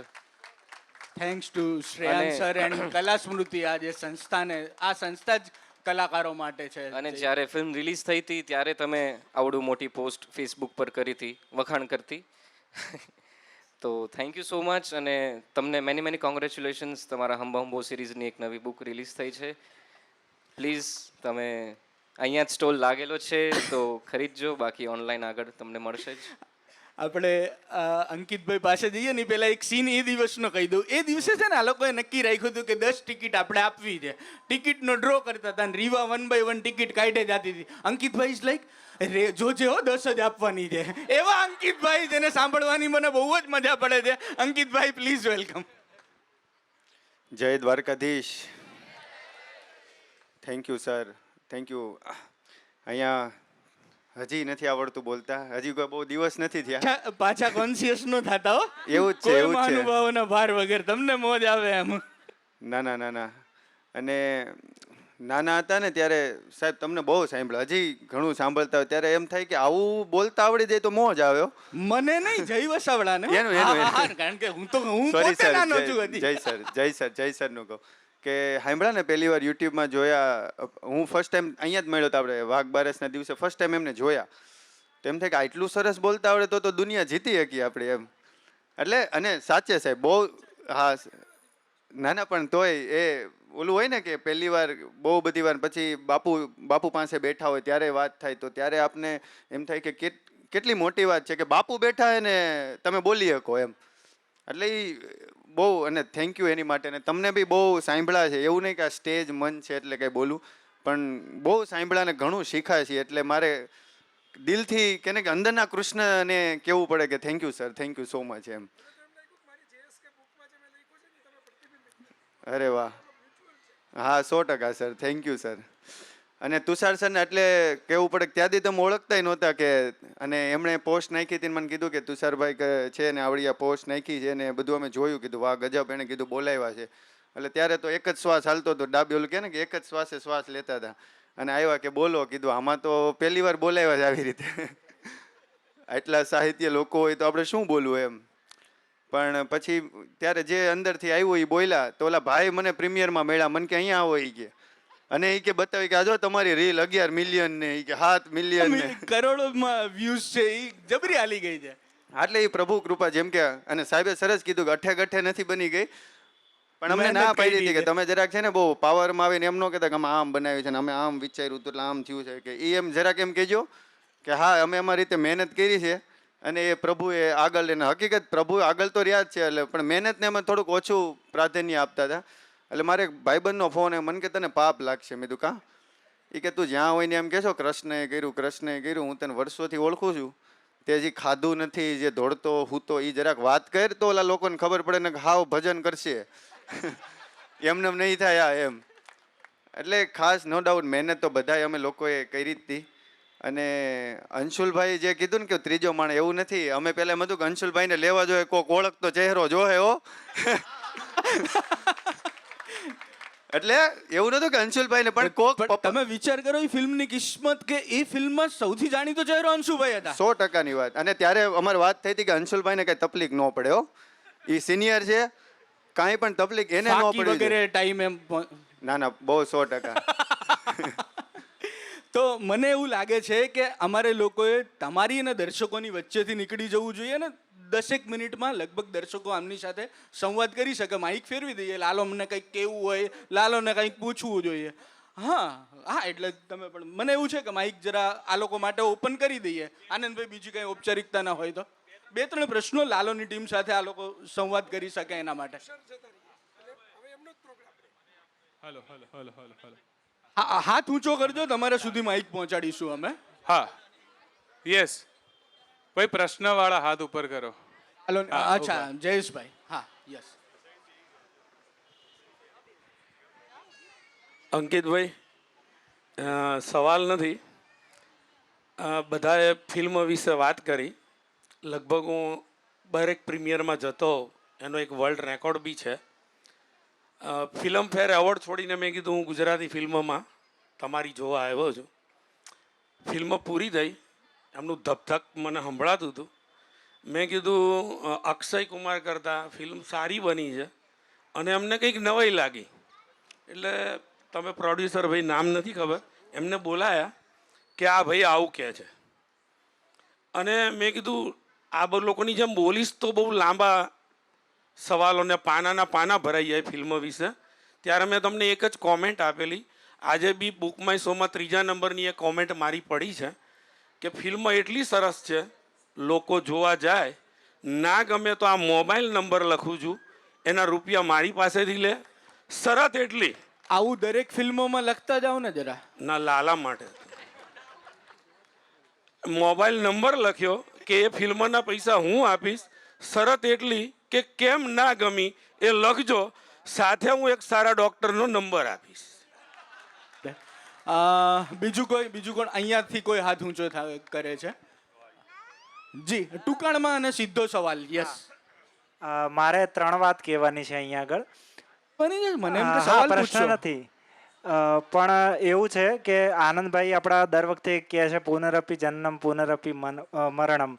તો એ શ્લોકમાં છેલ્લે એવું આવે છે ભજ ગોવિંદમ ગોવિંદમ ભજ મોડ મતે. એટલે ગોવિંદની વાત છે અને એ જ આ લોકોએ ફિલ્મોમાં બહુ જબરદસ્ત રીતે રજૂ કરી છે. બીજી વાત એ છે કે યુગ ચક્રમ જગત ચક્રમ જે કહે છે એ શ્લોકનો ભાવાર્થ એવો થાય છે કે યુગનું ચક્ર જગતનું ચક્ર છે, જે કંઈ છે નક્ષત્ર છે એ બધું કૃષ્ણ બદલી શકે, એ વાત છે. અને ત્રીજા નંબરની વાત મારી એ છે કે જે આખા ફિલ્મનું હૃદય છે અને કદાચ એ ગીત ફિલ્મની વચ્ચે જ આવે છે, તો એની અંદર કાન તારી રે મોરલડીમાં જાદુ ભર્યા, એમાં જ્યારે રીવા કૃષ્ણની સામું જોઈ રહ્યા હોય છે અને એમની આંખો એક ઈશારો આમ દૂરથી થાય છે અને આ રમવા, હા, ક્યા બાત હે. એ આ આખી ફિલ્મનું હૃદય છે એવું મારું માનવું છે. ટૂંકમાં તમારી વાત કરજો તો બીજા લોકો સુધી હા, આપણે બસ આ પહોંચી શકીએ. ત્રણ જ તમારી વાત કહેવી પાછળ હતી જ મારે. કોઈ ભાઈ હાથ ઊંચો કરી રહ્યા છે. જી જી, ટૂંકાણમાં આપની વાત અથવા સવાલ. પહેલાં તો લાલાની ટીમને ખૂબ ખૂબ શુભેચ્છા આપીએ કે આપણે આટલું ગુજરાતની, ભારતને, વિશ્વના અત્યારે કેનેડા, જર્મની, કોઈ પણ એવો ખૂણો નહીં હોય કે ગુજરાતીમાં ફેમસ ના થયા હોય. આખા વિશ્વના દરેક ખૂણામાં ફેમસ થયા હોવા છતાં પણ આપણા માટે 5 મિનિટનો ટાઈમ આપ્યો, એટલે આપણે બધાએ ભેગા થઈને એમને સ્ટેન્ડિંગ ઓવેશન આપવું જોઈએ. ખાસ કરીને કે એનાથી શું થાય કે એમનું માન સન્માન અને એમને આવા કાર્યો કરવાની, જો અમિતાભ બચ્ચન પહેલે 7 હિન્દુસ્તાની પિક્ચરની અંદર કોઈ ઓળખતું નહોતું, ત્યારથી એમને શરૂઆત કરતાં કરતાં અત્યારે જે સુપરસ્ટાર અને મેગાસ્ટાર તરીકે જે ઓળખ મળી છે, એવી રીતે રીવાબેનને અને જે સુરત ગોસ્વામી જે છે એમના કાર્યને લોકો વર્ષો સુધી ઓળખે એવી શુભેચ્છા. આ તરફ. અચ્છા, જીતેન્દ્ર અંકલ. હેલો. ખાસ તો મારે એ કહેવાનું, પછી એકાદ બે સવાલ લેડીઝમાંથી. સવાલ નથી કહેતો, જે તમારી વાત થઈ એટલે મારે કહેવું જોઈએ કે જ્યારે આ ફિલ્મ રજૂ થવાની હતી ત્યારે મને પણ શાહરૂખ ખાનના ત્યાં આમંત્રણ મળેલું, પણ મેં એવું ના, મારી દીકરીની ફિલ્મ રજૂ થાય છે રીવાની, કારણ કે એના એટલે મારે જવું જ પડે. પ્રીમિયરમાં ગયો ત્યાં 10-15 જણા એવું કીધું, શું તમે જતા હશો યાર, છોડો. મેં ના, મારે જવું જ છે. અને હું ગયો અને પછી તરત જ મેં એ વખતે મારી જોડે સુરત ઊભેલો અને ખબર છે કે કેવી પરિસ્થિતિમાં આખી ફિલ્મ જોઈ. અને સૌથી પહેલાં રિવ્યૂ લખનાર ભાઈ તુષાર અને હું કે આ ફિલ્મ જબરજસ્ત છે, હું બીજી વાર જોઈશ. અને બીજી વાર જોયો ત્યારે પણ હું રડી પડેલો તમારો સંવાદ જોઈને કે હું આટલા વર્ષથી 8 વર્ષથી શોધતો હતો, પણ હું તમારા હૃદયમાં જ છું. ત્યારે કલાકાર હોવા છતાં પણ મને એ વખતે આંખમાં આંસુ આવી ગયેલા. અને મને બહુ જ આનંદ છે કે જબરજસ્ત હિટ ફિલ્મ મળી. Wish you all the best. Thank you. Bhavini બેન, તમારી પાછળ ભાવિની બેનને કંઈક વાત કરવી છે. જી ભાવિની બેન. સૌથી પહેલાં તો તમારા સૌના ઓવારણા લઉં છું, કેમ કે આ મને 50મું વર્ષ છે આ ફિલ્મ લાઇનમાં. 1975માં શેઠ સગાડસામાં બાળ કલાકાર તરીકે શરૂ કર્યું. પણ તમારી ટ્રાન્સપરન્સી, તમારી ઓનેસ્ટી, તમારી પ્રમાણિકતા ને તમારી મહેનત, એ આ 100 કરોડનો આંકડો લોકોને દેખાય. પણ તમે લખ્યું છે એક પોસ્ટમાં કે સખ્યા કૃષ્ણ તારા સખા થઈને તારી બાજુમાં આવી ગયા. આ અજય અને અંકિત, આ બધા તો એને હમણાં કીધું કે બેન આપણે પહેલાં કામ કર્યું, તમને યાદ છે હું ક્લેપ્સ મારતો હતો, ક્લેપ બોય હતો, હું ક્લેપ આપતો હતો તમારી લવની લવ સ્ટોરીમાં. પણ એની સહજતા, હું તો મોડી આવી એટલે પાછળ બેઠી, પણ એટલો શાંતિથી બેઠો હતો. આ પચાવવાની ઘટના છે, જેને પચે ને એને પ્રભુ આપે, જેને ન પચે એને ન મળે. કારણ કે એ લોકોને જેને કહે ને કે નામ ફેમની ઉલટાટ્યા થતા હોય છે, જ્યારે તમે લોકોએ પચાવીને બતાવ્યું. તમે બધા જ તમને બધાને સલામ આપણે સ્ટાઇલમાં કહીએ, પણ આમ તો ઓવારણા. જુગ જુગ જીવો ને ગુજરાતી ઇન્ડસ્ટ્રીને નામ રોશન કર્યું તમે, અને આગળ પણ કરતા રહો. Thank you. Thank you.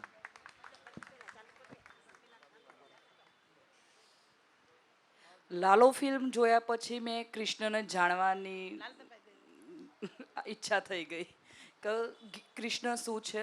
એના પછી મને વિચાર આવ્યો કે ગીતા વાંચવી જોઈએ. આજ સુધી કોઈ દિવસ નથી વાંચી. અને તમારા મૂવીના સોંગ્સ બધા મારી બેબી રોજ સાંભળે છે. ત્યારથી મને જ્યારથી મૂવી જોયું ત્યારથી કે મમ્મી મને આ બધાની જોડે મળવા લઈ જા ને. એમાં જેને કૃષ્ણનું પાત્ર કરું છે એમની જોડે મને મલાય ને. મેં બેટા ચાન્સ મળશે તો લઈ જઈશ. પણ આજે ખરેખર ચાન્સ મળી ગયો મારી બેબીને. એને બોલાવું. નવ્યા, મને બહુ દિવસથી તમે મળવું હતું, તો આજે ચાન્સ મળી ગયો. થેન્ક યુ બેટા. Thank you so much. જય શ્રી કૃષ્ણ. જય શ્રી કૃષ્ણ. નમસ્કાર, જય જલારામ. ભારતની અંદરમાં 3 તાલ વખણાય છે. ગાંધીજીની હડતાલ, આપણો લાલો આપણો લાલો જ્યાં જુનાગઢમાં હતો એ નરસિંહ મહેતાની કરતાલ અને ત્રીજો તાલ છે સ્વામિનારાયણ ભગવાનનું વડતાલ. પણ આજે તો હું ત્યાં સુધી કહી શકીશ કે ભારતનો જો ચોથો તાલ હોય ને તો આપણો આ લાલો. આ લાલાના તાલ માટે, નરસિંહ મહેતાની કરતાલ માટે આપણે જોરદાર તાલીઓના તાલ કરશું. અને એક જ કમ્પેરિઝન કરીશ. મેં લાલો જોયું અને હારોહાર તરત અભિવ્યક્તિમાં ગઈ હતી. અભિવ્યક્તિમાં એક સાઉથનો પ્રોગ્રામ હતો. તો સાઉથવાળાએ એવું કીધું કે અમને તો લાલો જ આવડે, બીજું કંઈ આવડતું જ નથી. એટલે મને કહેવાનું મન થઈ ગયું કે લાલો હોય ને અહીંયા હંમેશા રાધા હોય.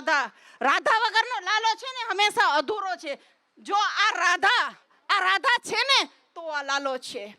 એટલે આ રાધા માટે અને સમગ્ર કલા સ્મૃતિના આપણને જે કાંઈ બધા સારા પરફોર્મન્સ મળે એના માટે જોરદાર તાલીઓના તાલ. અને બહુ બધા દવે પરિવારના હું સંપર્કમાં આવીશું, પણ મારું હૃદય એમ કહે છે કે દવે નહીં પણ એ દેવ છે. એ દેવ છે, દેવ. ત્યારે આપણે આટલું સરસ મજા માણી શકીએ છીએ. આભાર. જય Shri Krishna. Mic pass on કરો. જય શ્રી કૃષ્ણ. જય શ્રી કૃષ્ણ. લાલો જોયું, મને બહુ ગમ્યું, બહુ સરસ છે. ભગવાન સદા સૌને સહાયક છે. એના સિવાય પણ ઘણું બધું આપણને જાણવા અને જોવા મળે છે. જેવું કે સુખી સંસારમાં દારૂ જેવી જે વસ્તુ પેસે છે અને માણસ જે બરબાદ થઈ જાય છે અને એની જે દશા થાય, પ્રેમને લાગણી અંતરમાં ઘણી બધી હોય છે, પણ વચ્ચે શું આવે છે? દારૂ. એટલે એ પિક્ચરમાં એ પણ બતાવે છે કે નશો કરવો જરૂરી નથી, શાંતિમય જીવન જીવવું હોય તો. બીજું એવું કહેવા માંગે છે કે આપણે તમાકુ પાન બધું ખાઈએ છીએ, પણ એના માટે બાળકો જરૂરી નથી. જો એમની છોકરીને એમને મસાલો લેવા ના મોકલી હોત તો જીવનનો જે આ ભયંકર કાળ સર્જાત નહીં. ભગવાન સદા સૌને સહાય કરે જ છે, પણ આપણે પણ મનથી વિચારવું પડે કે આપણે શું કરવું છે, ક્યાં જવું છે. પણ જે આ રીવાની જે એક્ટિંગ હતી, જે રાધા હતી, જે રાધા કૃષ્ણમય બની ગઈ, તો એનો લાલો એને મળી ગયો. એ જોઈને ખરેખર આજે પણ તને જોઈને મને રડવાનું આવે છે. તે દિવસે તો હું ખૂબ જ રડી હતી. ભગવાન સૌને સુખી કરે. લાલો પિક્ચર જોવા જેવું છે. થેન્ક યુ બા. જય શ્રી કૃષ્ણ. Thank you. જય શ્રી કૃષ્ણ. સાહિત્ય વાંચવું ગમતું નથી, સાહિત્યમાં રસ નથી, અને તમારી જેમ બોલતા આવડતું નથી, પણ લાલો જોઈને ખરેખર અમે બધાય રહી ગયા છે કે અમને બહુ જ ગમ્યું. અને ત્યારથી મારો ભત્રીજો છે એ રોજ સવારે નાવા ટાઈમે શ્રી કૃષ્ણાય વાસુદેવાય નમઃના શ્લોક જ કરે છે. બહુ જ ગમ્યું છે અમને લોકોને આ મૂવી, કે બહુ મજા આવી એમ. હા, આ મારી સગી બેન હતી, સાહિત્યમાં રસ નથી, વાંચતા આવડતું, એટલે કહું છું કે તમે લોકો કહેજો કે મારી બુક કોક કરી દે. બાકી મારું આખું ડીએનએ જ આ છે, હું એક જ અલગ લાઈનમાં છું.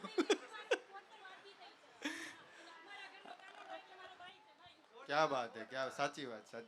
એક જ વાક્ય કે ટૂંકાણમાં જી, એક જ વાક્યની અંદર કે ઓલું તોડવાનું કીધું ને, અને એમાં એમ કીધું કે તારે જ તોડવું પડશે. એમ અમે સ્કૂલમાં શિક્ષક છો, અમે વિદ્યાર્થીને કહેવું પડશે કે વાંચવું તો તારે જ પડશે. એટલે આ એનો બૂથ છે. Thank you. પાછળ આપજો ત્યાં શૈલીન. અચ્છા, જય શ્રી કૃષ્ણ. હું તો એક જ વાત કહીશ કે લાલો જોઈને અમારા ગામડામાં જે શ્રદ્ધા નહોતા રાખતા પ્રભુમાં, એમને એટલી શ્રદ્ધા થઈ છે ને કે ના ભગવાન તો આવે જ છે. આપણે સ્મરણ કરીએ એટલે આવે જ છે. ઘણાએ તો દારૂ પણ છોડી દીધો છે. અમારા ગામડામાંથી ગાડીઓ ભરીને સિટીમાં જાય છે પિક્ચર જોવા, જોઈને આવે છે. આહા, શું ભગવાન તો આવે જ, ભગવાન તો આવી જ જાય. અમારા ગામડામાં એટલી બધી શ્રદ્ધા બેસી ગઈ છે કે બસ લાલો લાલો લાલો, એટલી બધી શ્રદ્ધા બેઠી છે. કોંગ્રેચ્યુલેશન પહેલાં તો મારા ભત્રીજાને આ ચોપડી માટે. આ તો અમારા આ મારું આખું ફેમિલી છે જેમને મેં સ્પેશિયલ શો કરીને છે, ચડકતો દીવો છે. બહુ સરસ છે અમારો ભત્રીજો. હા, લઈ લે શૈલી. છેલ્લા 2 સવાલ લઈશું ને? હે, છેલ્લા બે. લાલો રિલીઝ થઈ તો આપણને લાલો જોઈને એમ લાગે કે કદાચ અઠે ગઠે બની ગઈ હશે, પણ એટલે અઠે ગઠે તો બહુ આયલું અંકિતભાઈ. ખાખા ખોળા કરતા મને પહેલા ગુલજાર મળી, એ મેં જોઈ. અદ્ભુત ફિલ્મ છે, જે આખી વેબ સિરીઝ છે. મારે પ્રશ્ન એ છે કે આવું બીજું કયું સર્જન છે એ તમે અમારા સુધી લાવો. જો તમે પહેલાં ક્યાંક બનાવ્યું હોય, અમને કંઈ જ માહિતી નથી. તમે તદ્દન જ અજાણ્યા છીએ અમે તમારા માટે. તમે આવું કંઈક સર્જન કર્યું હોય તો એ અમારા સુધી આવે, આવવા દો ગુલઝાર, આવવા દો. અમારા સુધી પહોંચે અને આવનારા સર્જન માટે ખૂબ શુભેચ્છાઓ. Thank you. હા પણ પેલું સર્જન કહી તો દ્યો ગુલઝાર. હા કયો. હા, પહેલા ગુલઝાર કરીને છે, વેબ સિરીઝ બનાવી હતી 2020માં. એ લગભગ અમે 4-5 જણાએ જ જોઈ હતી જેણે બનાવી હતી એને. બહુ સરસ બની છે, બહુ. તમે પણ જોઈ છે. Thank you. ઘણા બધા લોકો એટલે જોઈ છે, પણ જે લાલાએ જેટલા જોયું એટલે ત્યાં સુધી નથી પહોંચ્યું. પણ થેન્ક યુ, તમે કર્યું. અને એમાં એપિસોડની અંદર જે ડ્રાસ્ટિક ચેન્જ છે, હા, જે અભિનયમાં જે વેરિએશન્સ છે પહેલા અને છેલ્લા એપિસોડમાં, mind blowing. Thank you ma'am. Yes, last question. Hi all. ઓર્ડન રાખજો 4 થી 5 જણા. આપણે લાલો જોયા પછી એ રાત્રે મેં તમને ફોન કરેલો, શ્રુહદને અને કરણને, અને અમે એ અબાઉટ વાત કરી હતી કે અત્યારે લાલો એક ડિવાઇન ફિલ્મ બની ગઈ છે. બટ જેમ મેં કરણ સાથે ડિસ્કસ કરેલું, લાલો એકચ્યુઅલી કૃષ્ણની માણસ તરીકેની વાત છે. અને એમાં બહુ જ મને ગમતો સીન જે જનરલી લોકોની નજીક નથી આવ્યો, એ છે કે જ્યારે લાલો કૃષ્ણને પૂછે છે કે ક્યારેક તમને ગોકુળ યાદ નથી આવતું, અને એ વખતે કૃષ્ણ એને ગોકુળને યાદ કરે છે, ભીની આંખે વાત કરે છે, અને અડધી વાતે લાલો સૂઈ જાય છે. ઈશ્વરને સાંભળવા માટે, જે બધાને સાંભળે છે ને, એ ઈશ્વરને સાંભળવાની પણ કોઈને પાસે સમય નથી. તો એ જે સીન છે, એ સીન પાછળ તમારી જે ભાવના હતી, ખાસ કરીને કરણે મને કીધેલું કે અમે આ ફિલ્મ એવી બનાવી છે કે અમે ઈશ્વરને માણસ તરીકે બતાવવા માંગતા હતા.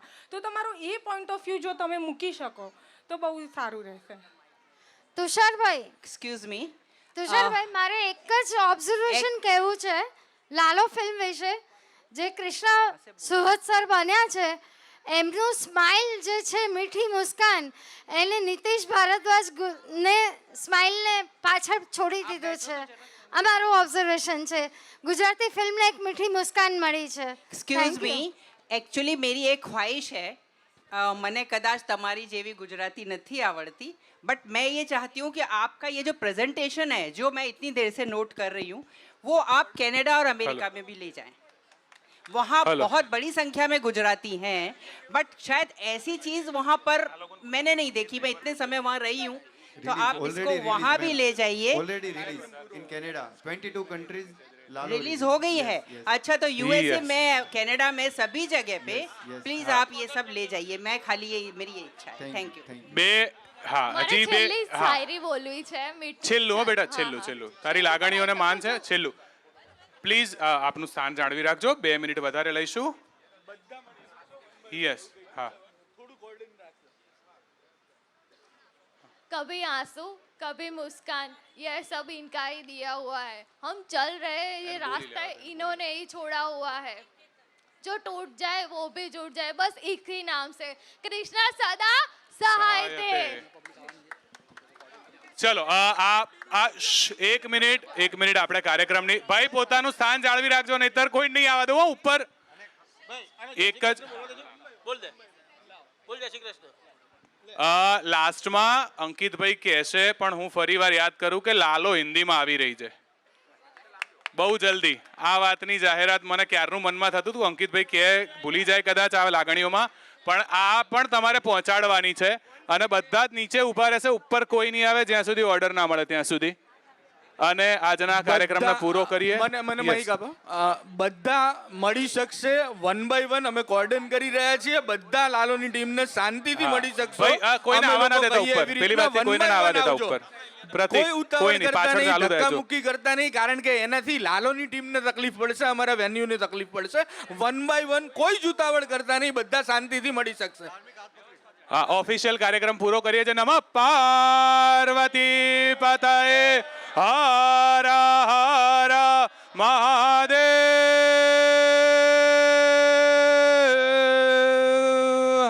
હર કૃષ્ણ.